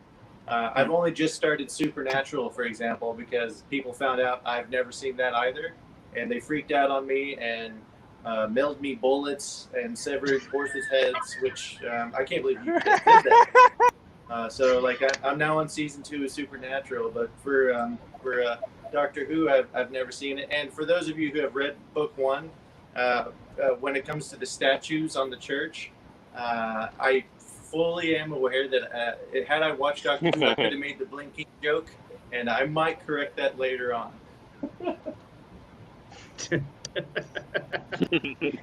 Supernatural, dude? Really? I mean, really? I'm getting there. Still. All right, Shayne, another one for you. It's from Ellen. Huh? Sorry, someone said specifically. Oh yeah. Mine's. Are we delayed? What? We might be having a little bit of lag. Can you get we Maybe delayed? just a hair. Yeah, go ahead, Cameron. Okay, I was just gonna say, I've seen all of Doctor Who. I love it. I think it's one of the best shows on television, if not my favorite show. But so I have two answers. My favorite Doctor is Matt Smith, which is not everyone's favorite Doctor. Most people pick Tennant, but I love Matt Smith. I think his mannerisms are just amazing. I loved it, and the fresh new energy he brought with Stephen Moffat as the show producer. But my favorite companion and Doctor duo is actually Doctor and Donna. I love the Doctor Donna combination. I thought it was like the first time up to that point with the New Who, where they had basically got away from the romantic lean. They had two friends hanging out, and I loved it because I thought the comedian who plays her is hysterical, and their energy was great. But it actually like leans into storytelling a bit too, because you see it with a lot of books try to do the will they won't they's, and then what often I think I enjoy the most are the buddy stories, right? Like when you get like really good friends kind of having this bro moment back and forth, male, female, whatever, like the idea that people really enjoy each other's company and can kind of get along without having like in a platonic way. I really enjoy those kinds of narratives. All right. Anybody else? I'll take that as a no. Moving on. I would say Matt Smith, but I it's the only one I've watched. Mm. Don't stab me. Yeah, he's my favorite. He's also the only one. I was gonna say I don't get to watch much TV, so I literally have only seen Matt Smith. So. Yeah, you got more important things to be doing. Yep. All right. This one's from Ellen Barbara Jarvis, and she says she can't remember if it says in the books or not, but what horse breed is Grimm modeled after? I kind of made one up. So like he's big, so he's like the size of a Clydesdale. But so like when I was first writing him, I based him off of the Budweiser horses. Oh yes. So he's like that was kind of my inspiration for the size and like the hair and like just the long hair aspect where he's got the long feathers instead. I was really basing him off some of those monstrous Budweiser horses because I think they're so cool looking. Oh darn, they look amazing. Yeah, so that was kind of the inspiration behind Grimm. It's just I thought those were so menacing and imposing, especially when they're like I've seen some in armor, like the Clydesdales in armor, and they're just so scary looking. And I was like, that's perfect. That's Grimm. And so, granted, I'm not a horse guy, so I don't know all the different kinds, and I haven't compared, all the different breeds of horses or whatever. So that was my first and only inspiration. Is the big one. That, and then there was like a Norwegian version of it, I think, or something. There was another big shaggy horse that similar to a Clydesdale. I can't remember clearly, but I think you did actually mention Clydesdale. Like one of the first times we saw Grimm, he mentioned being about a Clydesdale. Yep, that was at the dueling grounds. Yeah. Mm-hmm. All right, Kimbra, this is from Chris Stanton, and it's for you. And he wants to know what's your favorite part of the writing process and your least favorite part of the writing process. My favorite part of the writing process is just, I don't know, just writing, putting words on the page.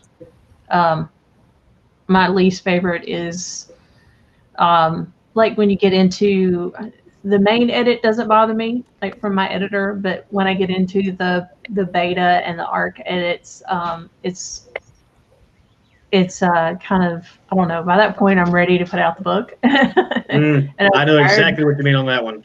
Looking at, let's change this, let's do this. Now, why don't we just put the book out? So that's happened to me before, so I know what you mean on that one. I know exactly what you mean. But I have to admit, my beta and art group are, and I have two. I'm fixing to combine them, but they're fantastic. They're really great people and give really great suggestions and are enthusiastic about the books. And so I love that part of it. That just sitting down and what I'm so anxious just to get the story out there, because for me, my joy is in, when everybody gets done and they go into the spoiler room and they start asking all these questions and I get to say, oh, I don't know. I'm not going to answer, And so I have that feeling also. I got people ask me questions. I'm like, nope, can't tell you. Can't tell you. So yeah, that's a thrill for me too. All right, Shayne, this is from Helen Cotgreave. I think I said that right. It says her son Daniel asks, how do you balance your time with your kids and your writing? I could do better. That's the answer. So I'm a workaholic. That's always been my curse, is that I love just working 20 hours a day, 21 hours a day, if I'm really into it. And so the hardest part for me has been trying to balance that out. And especially now with not just the summer, but, ever since March or whatever, the kids have been home. And so it's trying to remember that it might be a work day for me, but to them, it's, play day with daddy. And so it's really hard to try to balance that. And I'm still working on it. I'm still trying to make that better every day. But But they're a riot, so they make it real easy. Where today I told them that I had to leave to my parents' house because our internet cord got cut yesterday. Yeah, I remember you said something about that one. Yeah, by some yard workers, so I had to move all my stuff over here. And so I said, I'm getting ready to go over there. And they said, you made one of your boring movies yesterday. Why are you doing it again today? Shots fired. Thanks a lot, you little shits. And so they Kids say the darndest things. yeah, and so then they said, well, whenever you're done, just make sure you bring the internet back over here. So they thought that I could just pick up my dad's internet and bring it back home with me.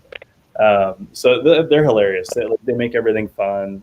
We did a lot of fireworks, and there's a lot of silly games that we do, and throwing them in the pool and chasing it. I mean, you try to do it. It's just it's hard for me to remember. Okay, just because it's a Monday doesn't mean I can sit down and write 18 hours today. Things have changed, so it's hard, but it's rewarding. It's fun. All right, Samantha Rooney, this is for everybody. Samantha Rooney wants to know, have any of you tried Cards Against the Templeverse? And she also wants to know if Hunter and Kimbra, have you thought of creating or having someone create decks for your own universe? So, yes, I tried Cards Against Templeverse last night, but because I'm only at the end of book 2, because I read so freaking slow, and even on Audible, I don't drive as much anymore, so I'm so slow. I had no idea what these people. I'm like, Barbie, Surge. Oh, sure. Yeah, I had no idea what's going on. And then as far as for the Johnnyverse, which I have dubbed it officially as of this moment, hell yeah, I'm gonna do it. But there's gonna be some rated R stuff in there for damn sure. Johnnyverse. I'll get The Johnnyverse. Kimbra, what about you? I played cards with them last night for a round while my internet was cooperating. That was fun, by the way. Just saying. Partially not cooperating. It's a great, and I was talking to Tammy about it because she's been trying to rope me into it, and it seems like every time y'all play, I've had a hard time to actually get in there. And even last night, I had internet issues, but it's fun, and I think it'd be great. The Trailerverse definitely would lend to something like that because there's so much content. So sure, maybe at some point we'll do that. I'm currently working though on a tarot card set for Trailerverse because I picked up I took a Photoshop class and I've been doing a lot of art and stuff, especially promo stuff for my books and for T-shirts and merchandise and things like that. So, but one of the things I'm working on is a tarot card set for Trailerverse. I think we'd all like to see that one. That's going to look nice when it gets finished. That's cool. Do you guys play Cheez-Its? I love that. I don't know. Stop tasing us. I'm actually ordering some on my phone right now because I'm seeing you eat them. That's what I'm saying. He said, we're sitting here doing this. He's sitting here snacking away on stuff. Like, dude. All right, Shayne, this is from Heather Speed again. And she says she's curious to know how much effort it took to get any of these people on board with you as far as your publishing company goes. And she said those are pretty hard to launch, and you just did it. How did you get them all on board with it? So obviously I've got Lane Hamilton helping. I was going to say, so Lane's over here, and he was pointing at himself, but just for the record, I was going to say that before he pointed at himself. But Lane, he's a huge help. So Lane's been able to see me do what I did for my own self and my own books with Argento. And so he's been able to kind of watch that and see that. And then with Cameron, where it was a shared universe, he got to see a lot of how we handle it or how I typically handled it. And so then he was able to find, a lot more expedient ways to do some of these things, or at least to know how I do them in the past. And so he's able to relate that to Hunter and Kimbra and honestly do it better because he's got, I try to step out to either engage with readers or write. And so keeping on top of details has never been my specialty. Even when it was myself. Schedules, calendars, do not ask me at all. And so Lane was really good at that. So Lane's been able to kind of duplicate what I did and make it cleaner and more efficient and apply that to other authors. So, All right. and his name rhymes with mine, so I hired him.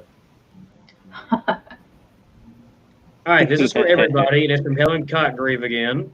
And she wants to know, after choosing to be authors and all the hard work and long hours you've all put into your series, are you as happy as you make your fans happy that you took the leap to writing?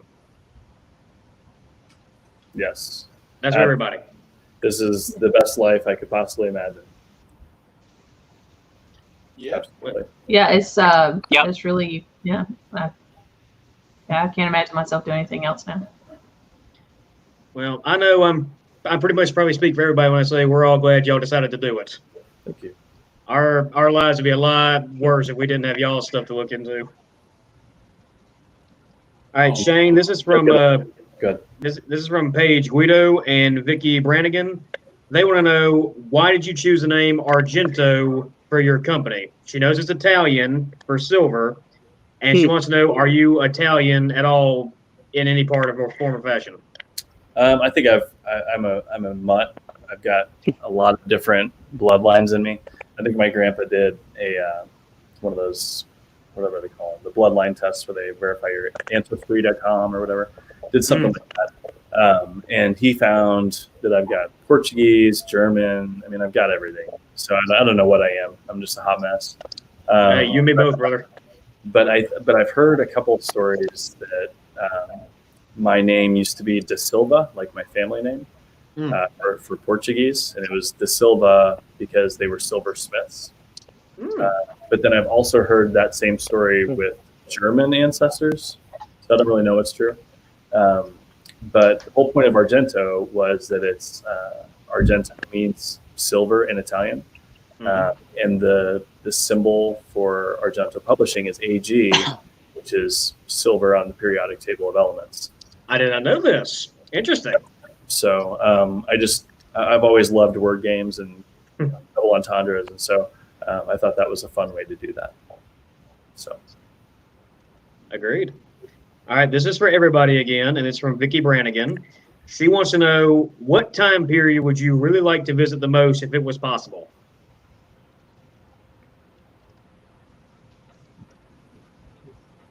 Hunter has got some really cool stuff. Hunter, like, actually, you get to see older scenes in his books, which I think is really cool. That was one of my favorite parts, is when you see, London and this certain time periods that you get to see for a minute or two. I think that's pretty cool. But, oh yeah, and then with the short stories I got coming out pretty soon with some other authors, you get to see John and Depweg in World War II as they go back to hunt Hitler. That's a fun one. Yeah, there we go. But to answer your question, I want to see the future, especially a future, away from this, COVID crap. So let's go like 2030 or 2040. I bet that'll be fun. I'll pack my bags. Let's go. All right, Shayne. Sophie Townsend wants to know, when needing different adjectives for sentences, do you personally look these up or do you delegate to somebody else? No, I do. Any kind of writing stuff is all me. I don't. I wish. I wouldn't even know what to do if someone gave me a list of adjectives. I'd probably be like, thanks, put it in a drawer, and never remember that they gave it to me. So, no. Forget it exists a minute later. Yeah, one of the things I do is I've got an old school thesaurus. Like, it's like 1982 or something. And it's one of those monsters. And so I'll pull out that because I hate using like modern day terms. And so I'll look for like words that people might not know. Or just, same with the dictionary. I've got an old school dictionary too that I try to find fun ways to say things. But not beat the readers, beat the reader over the head with it, but just have fun with it. So with synonyms, I try to find not overused ways to say things sometimes, but that's where the editor saves me because I still repeat a bunch of things. So that's what they're there for. All right, we got a few more questions, and the next one is for everybody again. And this is from Chris Stanton again, and he wants to know, have you ever heard a song and have it imprint a scene in your head? Something akin to where it feels like it would be the universe itself was telling you to write this scene? And if so, can you share what scene that was?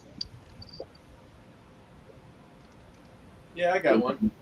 So you, Kimbra It's and Hunter. a little different from the question, but for my iTunes list, I have some songs. Like I've been listening to a band called Igor lately, and a song in particular called Polyphonic Rust. It's mostly instrumental, but the way I describe that song is that it's an epic battle between the good guy and the bad guy, and the bad guy's winning, but the good guy keeps trying to get up and overcome the impossible odds and face him. But I just, some of my scenes, especially when they deal with Ulrich, I do have some darker instrumental music going on to really put me in the mood of I'm gonna just fuck up John's day all day. Gonna make my main character's life a living hell. Here we go. All right. Shayne, another question for Craig Gill from you. Hold on one second. Huh? I was going to see what Kimbra had to say on that one. Oh, I'm sorry. I'm sorry. I skipped that. I don't have a specific, like the song made me write something, but the song "Simple Man" by Leonard Skinner is kind of has a I know that one. A continuous theme through from the first trailer, first book into there's a kind of a male bonding scene in "Suck It Up, Buttercup," where the guys kind of sit together and the main male character kind of shares why the song means, why it's important to him from his mother's perspective. And then when I get to the end of Dog River Wolfpack, the last book in Dog River Wolfpack is actually called Simple Man. All of those stories have kind of a Southern rock title on them. And so that song will actually carry through the entire series and have kind of a meaning, especially on the male perspectives. That's cool. Anybody else? Cameron sits in complete silence like a psychopath when he writes. Yeah, I can't do music at all. I love music, but I can't write to it for shit. I don't know how any of you do. I think you're all crazy people. I honestly like. Well, of course we are. Look where we are, dude. He can. Yeah. But Shayne will send me some songs that he's thinking of when he's writing stuff. So the last one he sent me was this Norse percussive, like I don't know, like horn beat thing, and it was like pretty epic. But I was like, I honestly would just feel assaulted if I was trying to do any kind of work for this song. I need to be able to hear my characters' voices, and I can't do that with music. But so it fascinates me when other people can. It really does, because I do feel like music is a huge part of a lot of other things that I do. Right? I work out to music all the time. I love listening to it. I drive to it, whatever. But it doesn't factor into my writing hardly at all. I'll post that song that he's talking about in the group. I'll post yes, please. I'm kind of curious to hear what it is now. I want to listen to that. But you should. It's good. It's a good song. I just was like, what? But he's right. I'll listen to like the craziest stuff, and I don't have any problem doing that while I'm writing. Could switch from any genre except country, Hunter, because it's not. I'm not country either, Mike. I've kind of lost my tolerance for country music too. It doesn't sound the same anymore. I thought you were glaring at me earlier for that. So. Got my truck. Exactly. It's. I actually heard a song like that the other day. I was like, nope, turning. All right, Shayne. Craig Gill wants to know what other pantheons are in store for us moving forward. We got the Greeks. We've had some Hindu. Yep. What else we got? There's definitely a lot of the Japanese myth lore coming into play with Kali, the Japanese and Chinese, because we've just had the 4 legendary creatures. They've got different names, the 4 divines, 4 legendary beasts. There's a bunch of different names, but there's a lot of cool samurai stuff coming out in Kali that we're going to find out, like samurai, and then some shinobi, and there's a lot of cool Asian myth lore that's coming into play with Kali's books, and then obviously a lot of Christianity and Judaism and stuff. But with Nate, and I guess Templeverse in general, there's a very good chance that we'll see some more Egyptian. Obviously, that's a big theme that's kind of been teased, but hasn't really been. You don't know why these characters are involved. You'll start finding out. So a lot of Egyptian, Norse, Greek, everything you've seen so far, but I'd say a lot more Asian, Middle East mythology. Because I can go and just say from personal experience, I've been kind of waiting to see some more Egyptians come into the play. Yeah, me too. I've been waiting to introduce them. So, I mean, you've had Anubis running around for a long time, so we're gonna see the rest of them too. All right. To piggyback on that, like writing though, like especially for my series, people like Kevin Hearn, who went all deep in the multiple pantheons and so forth, and then Jim Butcher with Queen Mab and the Unseelie and Seelie courts, which are in my series as well. I have to skirt all of that, so that way I'm not similar to them. So I can appreciate where Shayne's coming from, but it's actually funny because of Jim Butcher and Queen Mab being a huge part of his series in book 3 of mine, and I'm not giving away any spoilers because they don't even come into play until then, really. But in the opening scenes, basically King Oberon just like, well, and then Mab's out of it. So like I don't have to deal with it. And what's funny, because of that, those of you who have read book 4, Mouth of Madness, at the very end, it actually made a huge play that made me just sit back and go, oh shit, this worked out perfect. So yeah, I surprised yourself, especially doing no, it happens all the time. It makes me sound competent, doesn't it? But I can appreciate where Shayne's coming from, exploring the not so used gods. Mm-hmm. Interesting, very interesting. All right, this next one's for everybody. It's from Vicky Brannigan again, and she wants to know: would the authors of Argento like a British sweet treat box delivered to them? Naturally, you must video your reactions. If so, where do I send it? Because they all need to try the same stuff. Hold on. I'm game. Someone else. I've got tech difficulties. Hold on one second. I'm good. Uh-oh. Send it to me. There You you can message me. I'll give you a PO box to send it to. But no, that sounds like fun. Sure, send me something. Something about cookies? Is that what you said? Sweet treat? British sweet treat box. Yeah, I love British sweets. How about this? How about we do Friendsgiving over in Europe, and they can bring them to us in person? Shayne, how's that? That's the goal for next year. It was all depends on some scheduling things with Cameron. When I get married, is that? Yeah. Yeah. Oh yeah, congratulations on that, by the way. Mm-hmm. I don't think I'm getting married in Scotland. That's why it's like, yeah. But yeah, so Cameron was in April. He was, I think, was it April or did I screw that up this year? It was April, right? No, it's April. It's April. Yep. Yeah. So he was going to get married not too long ago. April. Yep. And then all this craziness happened, so I had to return my kilt. So I'm going to send him an invoice for that. But Cameron will pay for that. But yeah, so we're gonna. I don't know why you returned it. You should just own one. I don't know. So we'll be going. Showed the next one wearing a kilt. Yeah, so we'll be there next year, but we would love to do like a UK Friendsgiving. We've had a lot of people asking for it. I think there was over 100 people that said they would be willing to go. So depending on health stuff, we would love to do it. So we'll see what happens. I know Alex Pollock, John Burbridge. There's a couple people that we're working really hard to see if we can get that happening next year. So we'll see. All right, I've got 2 questions left, and the second and last one is for you, Shayne. It is from Craig Gill again. And he says, does the White Rose, Kelly's title, does it refer to the House of York, the White Rose Society, or something else entirely? Something else entirely. All right. Now, this is for everybody, and it's from Paul Blacksford, and it says, your fans are a bunch of weirdos, sickos, and frankly disturbed. Guilty as charged.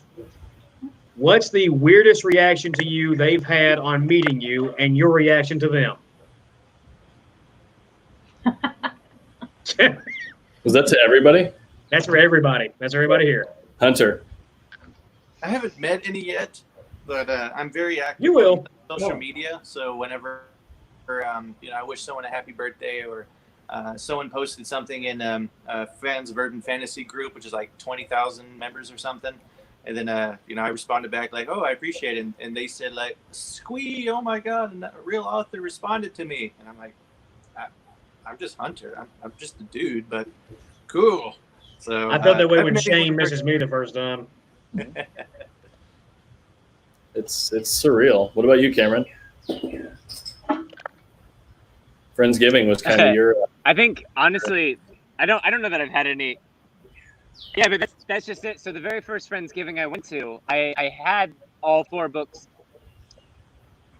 No, I had 3 of the books done. The 4th one was not yet finished, which was a point of issue once I got home because I immediately had to get to work. But at the time, the only people who had read anything of mine were ARC members. But there were a lot of people at Friendsgiving that year who weren't on the ARC team. So you had me sitting there signing things for people who were like, who is this just random dude that's just sitting here next to Shayne? Like, why is he important? Why should I care? Because of course at that point they shouldn't, and they didn't. You know what I mean? Like you have no idea what contributions I was gonna have. So you got all these people hedging their bets where they were being really nice to me, but they weren't sure why. You know, like treating me like he might be important, but we don't know if we're gonna like his stuff. So we might have to hate him later. So maybe not too nice, so that we're not being inconsistent. But that was a very entertaining Friendsgiving weekend. I think we had pre-orders uploaded and maybe a couple sample chapters, and we had like little postcards of your book cover. But yeah, no one had read it yet because it hadn't been released. Yeah, it was in that weekend or something. Yeah. So, what about you, Kimbra? Yeah, it was wild. Last year at Friendsgiving, I walked into the paintball place that y'all were playing paintball in, and Alicia Solis walked up. I wasn't really registering. There was like this whole thing with the signing on the table and all this stuff, and I'm taking into this building here for the thing, and she just freezes in her spot. And I'm glad she's here because I don't want to talk about her when she's not here. And You should try it. It's she fun. just, ah! And I went, what is it? What happened? What's wrong? And then I realized she was doing it for me, and I was like, holy crap! Wait, what? And so that was just like my first experience of meeting somebody because of the books. I've met a couple of people at Dragon Con before and signed books, and it's just kind of a casual thing. But being in Friendsgiving and just like being able to interact with people was great. And I'll never forget Alicia's reaction, and her and Wes have become really good friends of mine. And so it was really, really fun. It's cool. I still think about the Kansas City when we all went walking through the lobby in our costumes, and the poor normal people who saw all this just thinking, what the hell? Yeah, we had people. Yeah, the costume contest was unreal. Not wearing tops, but they're covered in body paint. Yeah. I would say I don't know, there's been a lot of crazy ones, but like one of the ones was I was in a grocery store here in Springfield, and I was just getting some stuff, and someone like pointed me out and said, "Oh my God, you're Shayne Silvers." And that was weird because it was here. Like it wasn't around other readers, like a convention or something. And that was weird because I was like, oh my God, they're here. They found me. They found me. I can't even get groceries, but that only happened once. They found you. So I'm not as cool as I thought. But the other one was when I was at Dragon Con, and I went to a Jim Butcher signing, the little speech that he was doing, like a little panel. There you go, whatever the term is. And I got there early enough to sit in the front. And I think it was with him and someone else. I can't remember who else, but it was mainly Jim talking. And I looked around, and there was like 4 people around me that all had Nate Temple shirts on. And I was like, you guys like Nate, huh? And they didn't know who I was. And we were literally in the front row of the Jim Butcher thing. Like he's like 5 feet away from me. And they're like, "Oh yeah, man, Nate's hilarious. You got to check it out. If you like Butcher, you'll love Shayne." And I was like, "Oh yeah." And then I showed them the Dragon Con pass, and they're like, "Oh my God, it's you!" And so Jim The creator. Yeah, so Jim kind of like looked down, like, "Would you motherfuckers shut up?" And so that was kind of cool. Like I'm ruining with my own secret, super fans, I guess, or unknown fans. So it's kind of funny. But that was. Well, as much as I hate to say it, that's the end of the questions. This has been a really, really fun time for me. I hope y'all enjoyed it as well. I love talking to you guys, getting to hear about all this stuff. I'm sure all the listeners at home enjoyed it. Yeah, thanks for having us. And well, y'all just keep doing what you're doing. Stay awesome, man. I mean, it's just you guys are the greatest. There's nothing else to say. We love y'all. Well, thank you for hosting this and dealing with 4 crazy people. Trust me, it was my honor. When she asked me to do this first time, I almost tore the phone out of her hand. Like, yes, I'll do it. Perfect. No, we appreciate it, man. And if there's any questions that I know we probably missed questions in the comments. So you guys are commenting, we can't respond. We can see them, but we can't respond. So we'll probably all individually be jumping in there throughout the weekend or week next week and trying to answer some of those. But we'll see. We'll see if we can keep up with you guys. I doubt it. We'll try, but we'll respond to as much as we can. So thanks for joining us. I think we got something at 2 coming up next. Oh yes, thank you very much. Hopefully we can do this again really soon. Perfect. Yep. See ya. Goodbye, y'all. Yeah. Have a good day. See ya. Bye.